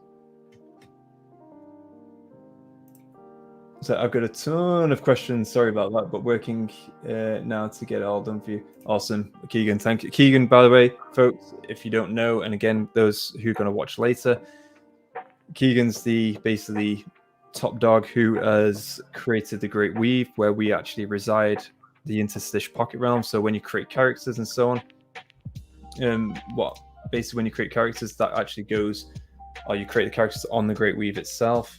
We then look to pull those and we use some community lore videos too. So if you do have, this is for AOS, that is. So if you do have any characters that you want to add to the Interstice Pocket Realm, by all means, go to, there's a link down below in the description, also on Discord. But yeah, check that out. Add your characters, add your lore, and yeah, welcome to the Interstice Pocket Realm. But Keegan's actually just looking to work on some of our campaign as well, which is very cool, which is going to start the 20th of November, is what we're aiming for. So the video we got out at the moment, that is to pretty much get everyone jazzed up, ready for what's to come. And obviously so they know what to expect with the rules and so on, and how it's going to work. And then we're going to look to put our first poll and all that jazz on the 20th or thereabouts. So keep an eye out anyway for the community tab and on Discord as well. Now, let's go back to Stoof. So yeah, Nuno's just wanted to get this kind of stuff done for, I think he wanted it done by Halloween actually. And he actually did complete it in time. So this is from Grifster. Very cool. And I've got to admit, awesome paint job, but also like the photography on this. It's very old worldy. It's kind of Ice Queenish. It is actually, yeah, you're right. The mask as well. I think is that a hag that they've used for the head as well? It is. It is cool, right? And I like the base as well. Very nice touch. Be interested to actually know more about this character. It's really interesting. So the beautiful lady Katrina, vampire lord of one of the many legions of blood. So yeah, Grifster, what I'll do, I'll probably reach out anyway, and I always put the timing of this on the community video, so again, folks can obviously check it out later. Fax Painter. Oh, I love the contrasting colours, the blue, the pinks, even the skin tones as well. Very cool. They're very subtle colours as well. No, for sure. I love it. I mean, even like the back arm, the helmet at the back there as well. The little white line to obviously highlight it there. It's very cool. Oh, this is a fleshy bag of life as well. This is the base he was working on. So not technically a mini, but thought I'd post my new base for taking photos of my minis, which is a very cool idea. Oh, nice. I'll zoom in a bit there. So you can see barbed wire. You got a dead space marine, I believe, down there. And up there as well. I think maybe Korn, but I could be wrong. I think it's Space Marine again. It doesn't like Space Marines. Oh, there's a Necron guy down there. Some human skulls. That's very cool.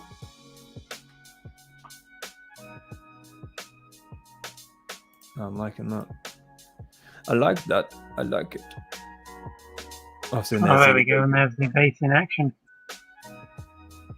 That is a good idea. That actually creating it's something I might steal that idea, and do like set up like a little corner in the room somewhere where I can actually have like basically take photos and just put them all there and do that kind of stuff. That's like a little photo studio in a sense.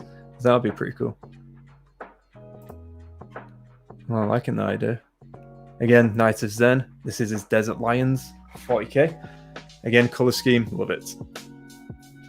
And then this is a background from a White Dwarf as well, I believe. Yeah. Again, we've got some awesome stuff there. And Lieutenant Crimson. He's got his orcs that he's completed, and obviously the female orc as well, who's clearly the boss out of all those. So, but no, honestly, great paint job with all these. I mean, what's his name? What's his face? Gaskell? Gaskell Cracker. Yes, because I remember Commissar Yarrick. That's the guy I had many, many moons ago with my Imperial Guard, Commissar Yarrick, and the Armageddon battle. I remember that well.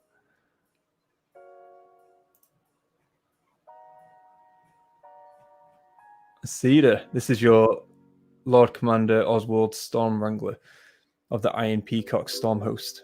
Love it.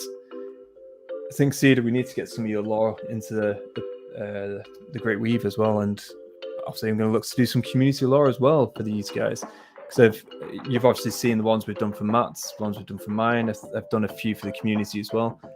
One of the things I want to do is more for the community, get those lore videos out as well, so that would be very awesome indeed. But look at this guy. I mean, the miniature itself is, we all know the miniature is great, right? But the paint job as well, again, the white armor, the eyes, just everything in the beard as well. The one thing that I've not seen yet is I've not actually seen this miniature next to another Stonecast. A couple of people have said that it's actually a pretty chunky model. Yeah. Now, it'd be interesting to see that. I think we're coming towards the end now as well, which is very cool. So, again, these are some old school, and this is Too Much Devlin. So, been a while since posted due to life getting in the way. But he's managed to do some stuff, some old school minis. So, here's my rendition of old school painting and new school on the same mini. So, obviously, this is legacy, this is new, and you can tell the improvement in painting. But even still, to be honest, I'd still take the one on the left. I do still like how the old school looks. So much brighter, the colours. Oh, yeah. And I think we're coming up to the last photo. We are indeed Cedar. So this is the one. So this... Oh, wow. Oh, this is the one that he was mentioning before, yes, with the Skitarii rifle. Love this.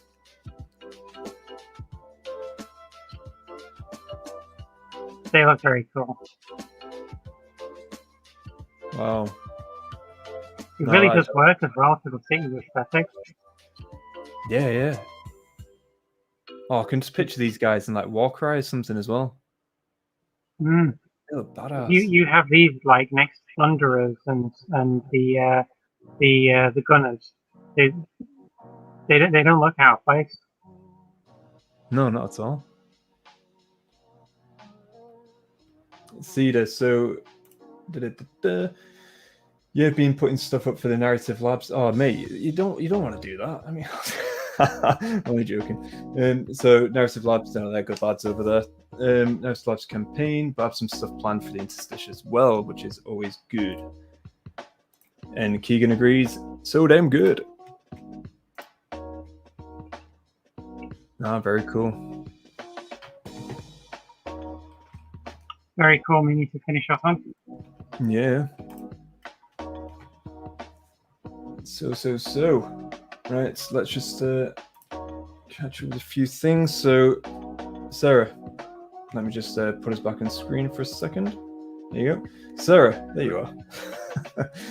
So what have you worked on tonight? What have you managed to accomplish? So I was intending to get the Harrow Deep stuff finished. But I think I'm going to save those. Instead, I have still been working on some Stormcast and some Cruel Boys. I have managed to finish a unit of, if I can get them into my hand, the Manskew Bolt Boys. The ones from the actual boxes and not the minion. And I've nearly finished the last model. Been working on some more Annihilators. But again, the ones from the boxes. These ones are being modelled up as the ones with the Warhammers. Like it. They're beasts, aren't they, those guys? Oh, well. Yeah, looking at them side by side with the Bolt Skewer boys and the Annihilators coming towards them, it's like, you better get those shots off quick. Yeah. Well, I have managed to do the boots, the pants, started a little bit on the armor, but I've basically had to stop just because I'm going cross-eyed. So otherwise I'm just going to have to redo my painting on everything else. I attempted to do the armor and one of the shins and I'm like, yep, smudged. I'm like, damn. Just give up for tonight. There's no point. Otherwise I'm just going to have to redo a lot of stuff. So. But no, I'd like to say thank you all for joining tonight and for those guys who are going to watch afterwards as well. And don't forget, obviously, if you like what you see, I'm pretty sure you're all subscribed anyway, but if not, do subscribe. Hit the bell icon as well for future content. Also, drop comments down below. Also, like the video because that does help with the YouTube algorithm because, as always, we want to defeat those gods. And on top of that, we are actually doing a lot of board game content too, which was coming to the channel. So if you are interested in board games, reach out to us on Discord. We have set up a little section for board games under Dice Sagas side piece. So if you want to, obviously, if you're interested in seeing some board games, recommendations, anything like that, drop it in there, or drop it under one of our, obviously, board game sessions too on YouTube.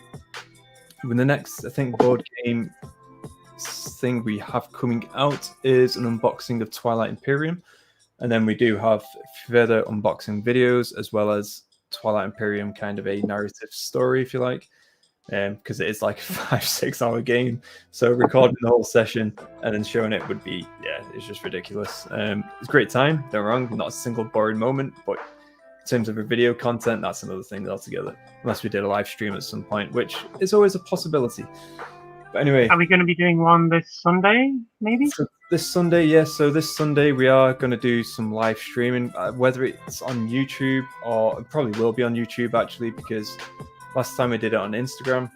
I don't really stream live on Instagram much, but I think we'll do it on YouTube. Get the ball rolling there just to see, you get to see us play for a little bit at least anyway. And then, we'll go from there. Again, you won't see the vast bulk of it, so I am torn. I might do it on Instagram, download it, and then incorporate it into a video for YouTube later. So we'll see how that goes anyway. But yes, thank you all for tuning in. Take care, and yes, good night, and let the dice tell the story. Bye. Bye.